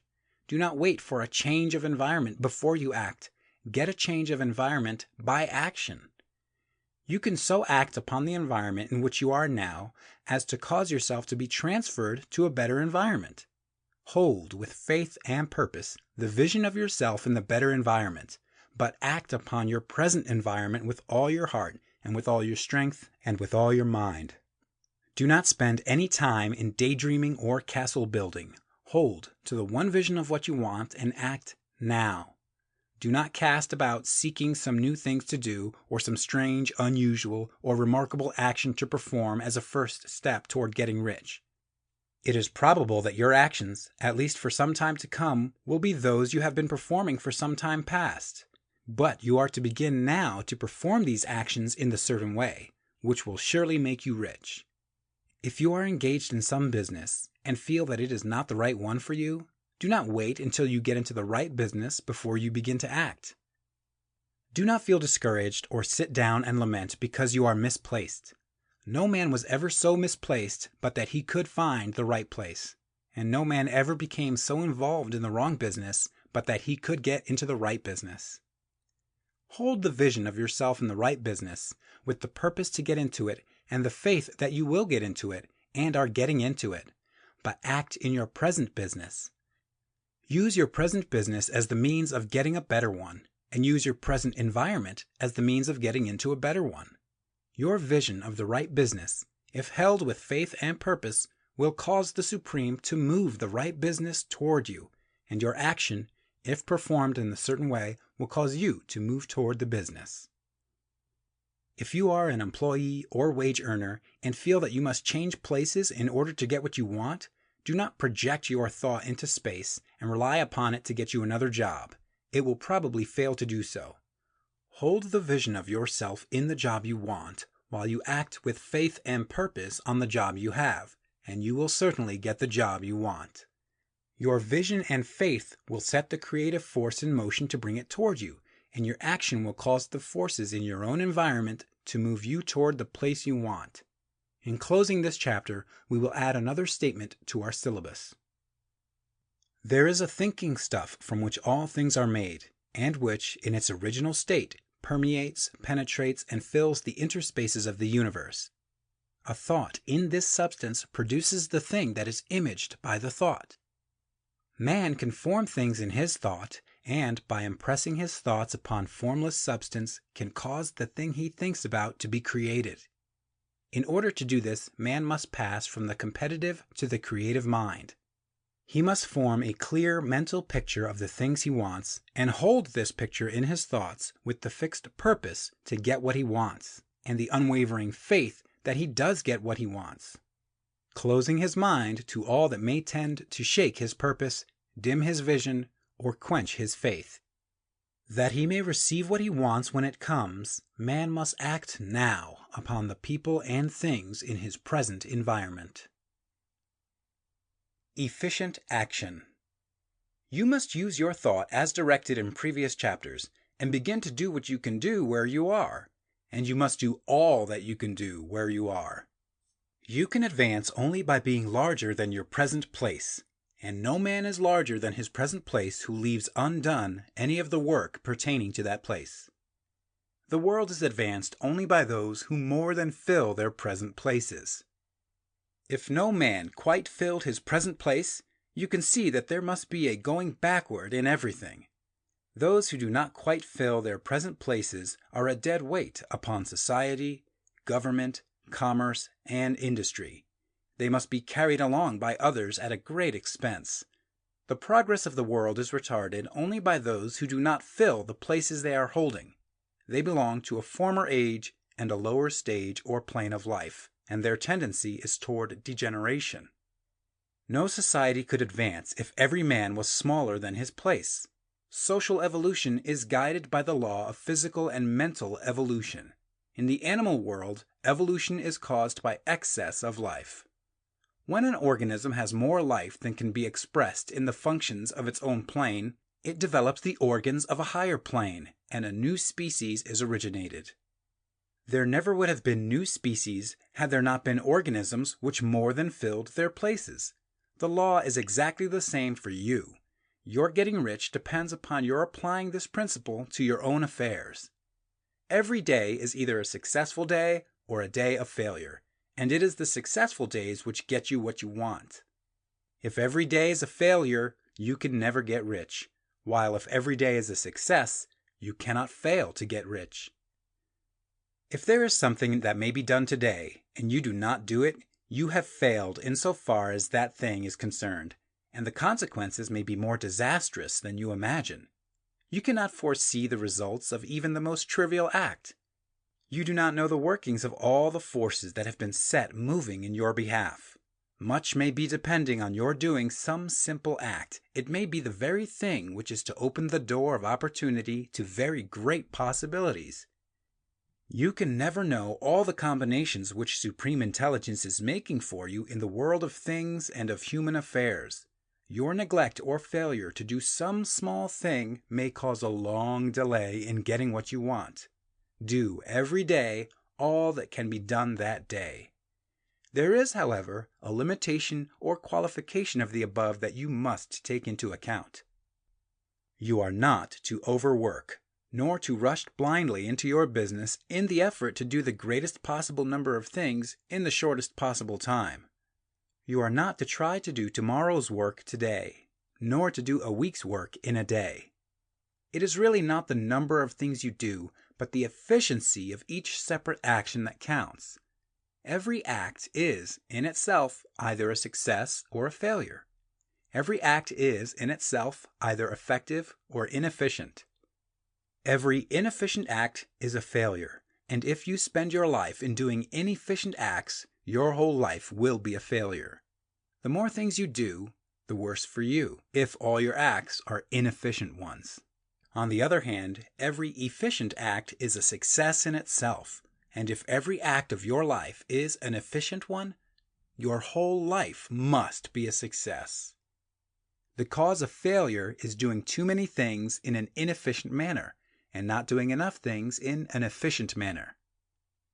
You will see that it is a self-evident proposition that if you do not do any inefficient acts, and if you do a sufficient number of efficient acts, you will become rich. If, now, it is possible for you to make each act an efficient one, you see again that the getting of riches is reduced to an exact science, like mathematics. The matter turns, then, on the question whether you can make each separate act a success in itself. And this you can certainly do. You can make each act a success, because all power is working with you, and all power cannot fail. Power is at your service, and to make each act efficient, you have only to put power into it. Every action is either strong or weak, and when every one is strong, you are acting in the certain way which will make you rich. Every act can be made strong and efficient by holding your vision while you are doing it, and putting the whole power of your faith and purpose into it. It is at this point that the people fail who separate mental power from personal action. They use the power of mind in one place and at one time, and they act in another place and at another time. So their acts are not successful in themselves. Too many of them are inefficient. But if all power goes into every act, no matter how commonplace, every act will be a success in itself. And as in the nature of things, every success opens the way to other successes. Your progress toward what you want and the progress of what you want toward you will become increasingly rapid. Remember that successful action is cumulative in its results. Since the desire for more life is inherent in all things, when a man begins to move toward larger life, more things attach themselves to him, and the influence of his desire is multiplied. Do every day all that you can do that day, and do each act in an efficient manner. In saying that you must hold your vision while you are doing each act, however trivial or commonplace, I do not mean to say that it is necessary at all times to see the vision distinctly to its smallest details. It should be the work of your leisure hours to use your imagination on the details of your vision, and to contemplate them until they are firmly fixed upon your memory. If you wish speedy results, spend practically all your spare time in this practice. By continuous contemplation, you will get the picture of what you want, even to the smallest details, so firmly fixed upon your mind, and so completely transferred to the mind of formless substance, that in your working hours you need only to mentally refer to the picture to stimulate your faith and purpose, and cause your best effort to be put forth. Contemplate your picture in your leisure hours until your consciousness is so full of it that you can grasp it instantly. You will become so enthused with its bright promises that the mere thought of it will call forth the strongest energies of your whole being. Let us again repeat our syllabus, and by slightly changing the closing statements, bring it to the point we have now reached. There is a thinking stuff from which all things are made, and which, in its original state, permeates, penetrates, and fills the interspaces of the universe. A thought in this substance produces the thing that is imaged by the thought. Man can form things in his thought, and by impressing his thought upon formless substance can cause the thing he thinks about to be created. In order to do this, man must pass from the competitive to the creative mind. He must form a clear mental picture of the things he wants, and do with faith and purpose all that can be done each day, doing each separate thing in an efficient manner. Getting into the right business. Success in any particular business depends, for one thing, upon your possessing in a well-developed state the faculties required in that business. Without good musical faculty, no one can succeed as a teacher of music. Without well-developed mechanical faculties, no one can achieve great success in any of the mechanical trades. Without tact and the commercial faculties, no one can succeed in mercantile pursuits. But to possess in a well-developed state the faculties required in your particular vocation does not ensure getting rich. There are musicians who have remarkable talent, and who yet remain poor. There are blacksmiths, carpenters, and so on who have excellent mechanical ability, but who do not get rich. And there are merchants with good faculties for dealing with men who nevertheless fail. The different faculties are tools. It is essential to have good tools, but it is also essential that the tools should be used in the right way. One man can take a sharp saw, a square, a good plane, and so on, and build a handsome article of furniture. Another man can take the same tools and set to work to duplicate the article, but his production will be a botch. He does not know how to use good tools in a successful way. The various faculties of your mind are the tools with which you must do the work which is to make you rich. It will be easier for you to succeed if you get into a business for which you are well equipped with mental tools. Generally speaking, you will do best in that business which will use your strongest faculties, the one for which you are naturally best fitted. But there are limitations to this statement also. No man should regard his vocation as being irrevocably fixed by the tendencies with which he was born. You can get rich in any business, for if you have not the right talent for it, you can develop that talent. It merely means that you will have to make your tools as you go along, instead of confining yourself to the use of those with which you were born. It will be easier for you to succeed in a vocation for which you already have the talents in a well-developed state, but you can succeed in any vocation, for you can develop any rudimentary talent, and there is no talent of which you have not at least the rudiment. You will get rich most easily in point of effort if you do that for which you are best fitted, but you will get rich most satisfactorily if you do that which you want to do. Doing what you want to do is life, and there is no real satisfaction in living if we are compelled to be forever doing something which we do not like to do, and can never do what we want to do. And it is certain that you can do what you want to do. The desire to do it is proof that you have within you the power which can do it. Desire is a manifestation of power. The desire to play music is the power which can play music, seeking expression and development. The desire to invent mechanical devices is the mechanical talent seeking expression and development. Where there is no power, either developed or undeveloped, to do a thing, there is never any desire to do that thing. And where there is strong desire to do a thing, it is certain proof that the power to do it is strong and only requires to be developed and applied in the right way. All things else being equal, it is best to select the business for which you have the best developed talent. But if you have a strong desire to engage in any particular line of work, you should select that work as the ultimate end at which you aim. You can do what you want to do, and it is your right and privilege to follow the business or avocation which will be most congenial and pleasant. You are not obliged to do what you do not like to do, and should not do it except as a means to bring you to the doing of the thing you want to do. If there are past mistakes whose consequences have placed you in an undesirable business or environment, you may be obliged for some time to do what you do not like to do. But you can make the doing of it pleasant by knowing that it is making it possible for you to come to the doing of what you want to do. If you feel that you are not in the right vocation, do not act too hastily in trying to get into another one. The best way generally to change business or environment is by growth. Do not be afraid to make a sudden and radical change if the opportunity is presented, and you feel, after careful consideration, that it is the right opportunity. But never take sudden or radical action when you are in doubt as to the wisdom of doing so. There is never any hurry on the creative plane, and there is no lack of opportunity. When you get out of the competitive mind, you will understand that you never need to act hastily. No one else is going to beat you to the thing you want to do. There is enough for all.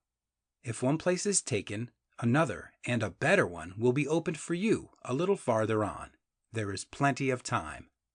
When you are in doubt, wait. Fall back on the contemplation of your vision and increase your faith and purpose.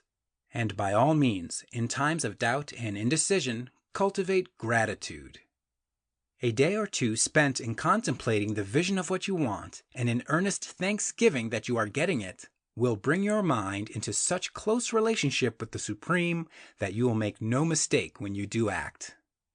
There is a mind which knows all there is to know, and you can come into close unity with this mind by faith and the purpose to advance in life if you have deep gratitude. Mistakes come from acting hastily, or from acting in fear or doubt, or in forgetfulness of the right motive, which is more life to all and less to none. As you go on in the certain way, opportunities will come to you in increasing number, and you will need to be very steady in your faith and purpose, and to keep in close touch with the All-Mind by reverent gratitude. Do all that you can do in a perfect manner every day, but do it without haste, worry, or fear. Go as fast as you can, but never hurry. Remember that in the moment you begin to hurry, you cease to be a creator and become a competitor. You drop back upon the old plane again. Whenever you find yourself hurrying, call a halt. Fix your attention on the mental image of the thing you want and begin to give thanks that you are getting it. The exercise of gratitude will never fail to strengthen your faith and renew your purpose. The impression of increase. Whether you change your vocation or not, your actions for the present must be those pertaining to the business in which you are now engaged. You can get into the business you want by making constructive use of the business you are already established in, by doing your daily work in a certain way. And insofar as your business consists in dealing with other men, whether personally or by letter, the key thought of all your efforts must be to convey to their minds the impression of increase. Increase is what all men and all women are seeking. It is the urge of the formless intelligence within them, seeking fuller expression. The desire for increase is inherent in all nature. It is the fundamental impulse of the universe. All human activities are based on the desire for increase. People are seeking more food, more clothes, better shelter, more luxury, more beauty, more knowledge, more pleasure, increase in something, more life. Every living thing is under this necessity for continuous advancement. Where increase of life ceases, dissolution and death set in at once. Man instinctively knows this, and hence he is forever seeking more. This law of perpetual increase is set forth by Jesus in the parable of the talents. Only those who gain more retain any. From him who hath not shall be taken away even that which he hath. The normal desire for increased wealth is not an evil or a reprehensible thing. It is simply the desire for more abundant life. It is aspiration. And because it is the deepest instinct of their natures, all men and women are attracted to him who can give them more of the means of life. In following the certain way, as described in the foregoing pages, you are getting continuous increase for yourself, and you are giving it to all with whom you deal. You are a creative center from which increase is given off to all. Be sure of this, and convey assurance of the fact to every man, woman, and child with whom you come in contact. No matter how small the transaction, even if it be only the selling of a stick of candy to a little child, put into it the thought of increase, and make sure that the customer is impressed with the thought. Convey the impression of advancement with everything you do, so that all people shall receive the impression that you are an advancing man, and that you advance all who deal with you, even to the people whom you meet in a social way without any thought of business, and to whom you do not try to sell anything. Give the thought of increase. You can convey this impression by holding the unshakable faith that you yourself are in the way of increase, and by letting this faith inspire, fill, and permeate every action. Do everything that you do in the firm conviction that you are an advancing personality and that you are giving advancement to everybody. Feel that you are getting rich and that in doing so you are making others rich and conferring benefits on all. Do not boast or brag of your success or talk about it unnecessarily. True faith is never boastful. Wherever you find a boastful person, you find one who is secretly doubtful and afraid. Simply feel the faith and let it work out in every transaction.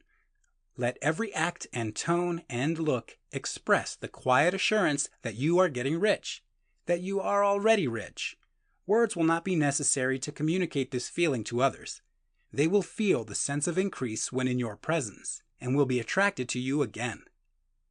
You must so impress others that they will feel that in associating with you, they will get increase for themselves.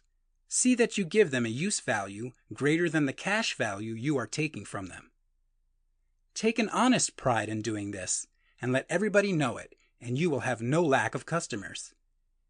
People will go where they are given increase, and the Supreme, which desires increase in all, and which knows all, will move toward you men and women who have never heard of you. Your business will increase rapidly, and you will be surprised at the unexpected benefits which will come to you. You will be able from day to day to make larger combinations, secure greater advantages, and to go on into a more congenial vocation if you desire to do so. But in doing all this, you must never lose sight of your vision of what you want, or your faith and purpose to get what you want. Let me here give you another word of caution in regard to motives. Beware of the insidious temptation to seek for power over other men. Nothing is so pleasant to the unformed or partially developed mind as the exercise of power or dominion over others. The desire to rule for selfish gratification has been the curse of the world. For countless ages, kings and lords have drenched the earth with blood in their battles to extend their dominions. This not to seek more life for all, but to get more power for themselves. Today, the main motive in the business and industrial world is the same. Men marshal their armies of dollars and lay waste the lives and hearts of millions in the same mad scramble for power over others. Commercial kings, like political kings, are inspired by the lust for power. Jesus saw in this desire for mastery the moving impulse of that evil world he sought to overthrow. Read the 23rd chapter of Matthew and see how he pictures the lust of the Pharisees to be called master, to sit in the high places, to domineer over others, and to lay burdens on the backs of the less fortunate. And note how he compares this lust for dominion with the brotherly seeking for the common good to which he calls his disciples. Look out for the temptation to seek for authority, to become a master, to be considered as one who is above the common herd, to impress others by lavish display, and so on. The mind that seeks for mastery over others is the competitive mind, and the competitive mind is not the creative one. In order to master your environment and your destiny, it is not at all necessary that you should rule over your fellow men. And indeed, when you fall into the world's struggle for the high places, you begin to be conquered by fate and environment, and your getting rich becomes a matter of chance and speculation. Beware of the competitive mind. No better statement of the principle of creative action can be formulated than the favorite declaration of the late Golden Rule Jones of Toledo. What I want for myself, I want for everybody. The Advancing Man. What I have said in the last chapter applies as well to the professional man and the wage earner as to the man who is engaged in mercantile business. No matter whether you are a physician, a teacher, or a clergyman, if you can give increase of life to others and make them sensible of the fact, they will be attracted to you and you will get rich. The physician who holds the vision of himself as a great and successful healer and who works toward the complete realization of that vision with faith and purpose, as described in former chapters, will come into such close touch with the source of life that he will be phenomenally successful. Patients will come to him in throngs. No one has a greater opportunity to carry into effect the teachings of this book than the practitioner of medicine. It does not matter to which of the various schools he may belong, for the principle of healing is common to all of them, and may be reached by all alike. The advancing man in medicine, who holds to a clear mental image of himself as successful, and who obeys the laws of faith, purpose, and gratitude, will cure every curable case he undertakes, no matter what remedies he may use. In the field of religion, the world cries out for the clergyman who can teach his hearers the true science of abundant life. He who masters the details of the science of getting rich, together with the allied sciences of being well, of being great, and of winning love, and who teaches these details from the pulpit, will never lack for a congregation. This is the gospel that the world needs. It will give increase of life, and men will hear it gladly, and will give liberal support to the man who brings it to them. What is now needed is a demonstration of the science of life from the pulpit. We want preachers who can not only tell us how, but who in their own persons will show us how. We need the preacher who will himself be rich, healthy, great, and beloved to teach us how to attain to these things. And when he comes, he will find a numerous and loyal following. The same is true of the teacher who can inspire the children with the faith and purpose of the advancing life. He will never be out of a job, and any teacher who has this faith and purpose can give it to his pupils. He cannot help giving it to them if it is part of his own life and practice. What is true of the teacher, preacher, and physician is true of the lawyer, dentist, real estate man, insurance agent, of everybody. The combined mental and personal action I have described is infallible. It cannot fail. Every man and woman who follows these instructions steadily, perseveringly, and to the letter will get rich. The law of the increase of life is as mathematically certain in its operation as the law of gravitation. Getting rich is an exact science. The wage earner will find this as true of his case as of any of the others mentioned. Do not feel that you have no chance to get rich because you are working where there is no visible opportunity for advancement, where wages are small and the cost of living high. Form your clear mental vision of what you want, and begin to act with faith and purpose. Do all the work you can do every day, and do each piece of work in a perfectly successful manner. Put the power of success and the purpose to get rich into everything that you do. But do not do this merely with the idea of currying favor with your employer, in the hope that he or those above you will see your good work and advance you. It is not likely that they will do so. The man who is merely a good workman, filling his place to the very best of his ability, and satisfied with that, is valuable to his employer, and it is not to the employer's interest to promote him. He is worth more where he is. To secure advancement, something more is necessary than to be too large for your place. The man who is certain to advance is the one who is too big for his place and who has a clear concept of what he wants to be, who knows that he can become what he wants to be, and who is determined to be what he wants to be. Do not try to more than fill your present place with a view to pleasing your employer. Do it with the idea of advancing yourself. Hold the faith and purpose of increase during work hours, after work hours, and before work hours. Hold it in such a way that every person who comes in contact with you, whether foreman, fellow workman, or social acquaintance, will feel the power of purpose radiating from you, so that everyone will get the sense of advancement and increase from you. Men will be attracted to you, and if there is no possibility for advancement in your present job, you will very soon see an opportunity to take another job. There is a power which never fails to present opportunity to the advancing man who is moving in obedience to law. God cannot help helping you if you act in a certain way. He must do so in order to help himself. There is nothing in your circumstances or in the industrial situation that can keep you down. If you cannot get rich working for the Steel Trust, you can get rich on a 10-acre farm. And if you begin to move in the certain way, you will certainly escape from the clutches of the Steel Trust and get onto the farm or wherever else you wish to be. If a few thousands of its employees would enter upon the certain way, the Steel Trust would soon be in a bad plight. It would have to give its working men more opportunity, or go out of business. Nobody has to work for a trust.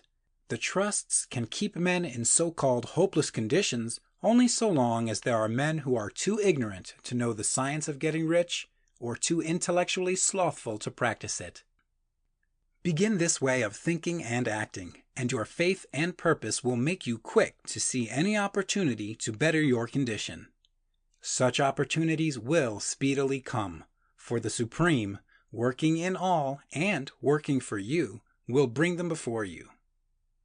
Do not wait for an opportunity to be all that you want to be. When an opportunity to be more than you are now is presented and you feel impelled toward it, take it. It will be the first step toward a greater opportunity. There is no such thing possible in this universe as a lack of opportunities for the man who is living the advancing life. It is inherent in the constitution of the cosmos that all things shall be for him and work together for his good. And he must certainly get rich if he acts and thinks in the certain way. So let wage-earning men and women study this book with great care and enter with confidence upon the course of action it prescribes. It will not fail. Some cautions and concluding observations. Many people will scoff at the idea that there is an exact science of getting rich, holding the impression that the supply of wealth is limited. They will insist that social and governmental institutions must be changed before even any considerable number of people can acquire a competence. But this is not true.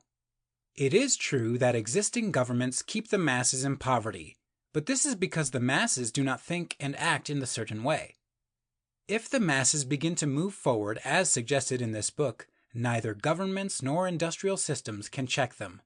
All systems must be modified to accommodate the forward movement. If the people have the advancing mind, have the faith that they can become rich, and move forward with the fixed purpose to become rich, nothing can possibly keep them in poverty. Individuals may enter upon the certain way at any time and under any government and make themselves rich.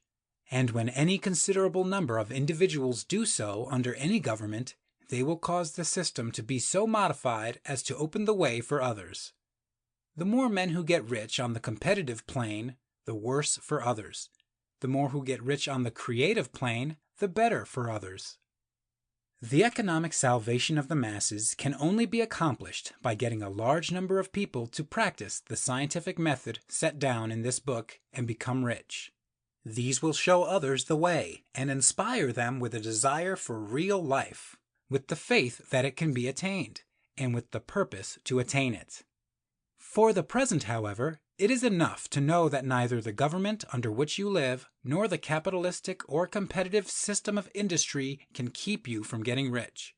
When you enter upon the creative plane of thought, you will rise above all these things and become a citizen of another kingdom. But remember that your thought must be held upon the creative plane. You are never for an instant to be betrayed into regarding the supply as limited, or into acting on the moral level of competition. Whenever you do fall into old ways of thought, correct yourself instantly, for when you are in the competitive mind, you have lost the cooperation of the mind of the whole. Do not spend any time in planning as to how you will meet possible emergencies in the future, except as the necessary policies may affect your actions today. You are concerned with doing today's work in a perfectly successful manner, and not with emergencies which may arise tomorrow. You can attend to them as they come. Do not concern yourself with questions as to how you shall surmount obstacles which may loom upon your business horizon, unless you can see plainly that your course must be altered today in order to avoid them. No matter how tremendous an obstruction may appear at a distance, you will find that if you go on in the certain way, it will disappear as you approach it. or that a way over, through, or around it will appear. No possible combination of circumstances can defeat a man or woman who is proceeding to get rich along strictly scientific lines. No man or woman who obeys the law can fail to get rich, any more than one can multiply 2 by 2 and fail to get 4. Give no anxious thought to possible disasters, obstacles, panics, or unfavorable combinations of circumstances. It is time enough to meet such things when they present themselves before you in the immediate present, and you will find that every difficulty carries with it the wherewithal for its overcoming. Guard your speech. Never speak of yourself, your affairs, or of anything else in a discouraged or discouraging way. Never admit the possibility of failure, or speak in a way that infers failure as a possibility. Never speak of the times as being hard, or of business conditions as being doubtful. Times may be hard and business doubtful for those who are on the competitive plane, but they can never be so for you. You can create what you want, and you are above fear. When others are having hard times and poor business, you will find your greatest opportunities. Train yourself to think of and to look upon the world as a something which is becoming, which is growing, and to regard seeming evil as being only that which is undeveloped. Always speak in terms of advancement. To do otherwise is to deny your faith, and to deny your faith is to lose it. Never allow yourself to feel disappointed. You may expect to have a certain thing at a certain time, and not get it at that time, and this will appear to you like failure. But if you hold to your faith, you will find that the failure is only apparent. Go on in the certain way, and if you do not receive that thing, you will receive something so much better that you will see that the seeming failure was really a great success. A student of this science had set his mind on making a certain business combination, which seemed to him at the time to be very desirable, and he worked for some weeks to bring it about. When the crucial time came, the thing failed in a perfectly inexplicable way. It was as if some unseen influence had been working secretly against him. He was not disappointed. On the contrary, he thanked God that his desire had been overruled and went steadily on with a grateful mind. In a few weeks, an opportunity so much better came his way that he would not have made the first deal on any account, and he saw that a mind which knew more than he knew had prevented him from losing the greater good by entangling himself with the lesser.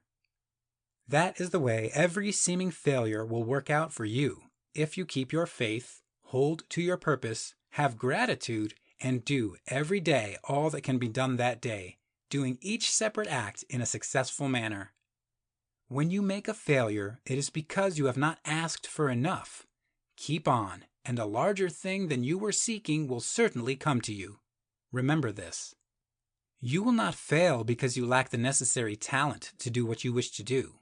If you go on as I have directed, you will develop all the talent that is necessary to the doing of your work. It is not within the scope of this book to deal with the science of cultivating talent, but it is as certain and simple as the process of getting rich. However, do not hesitate or waver for fear that when you come to any certain place, you will fail for lack of ability. Keep right on, and when you come to that place, the ability will be furnished to you. The same source of ability which enabled the untaught Lincoln to do the greatest work in government ever accomplished by a single man is open to you. You may draw upon all the mind there is for wisdom to use in meeting the responsibilities which are laid upon you. Go on in full faith. Study this book. Make it your constant companion until you have mastered all the ideas contained in it.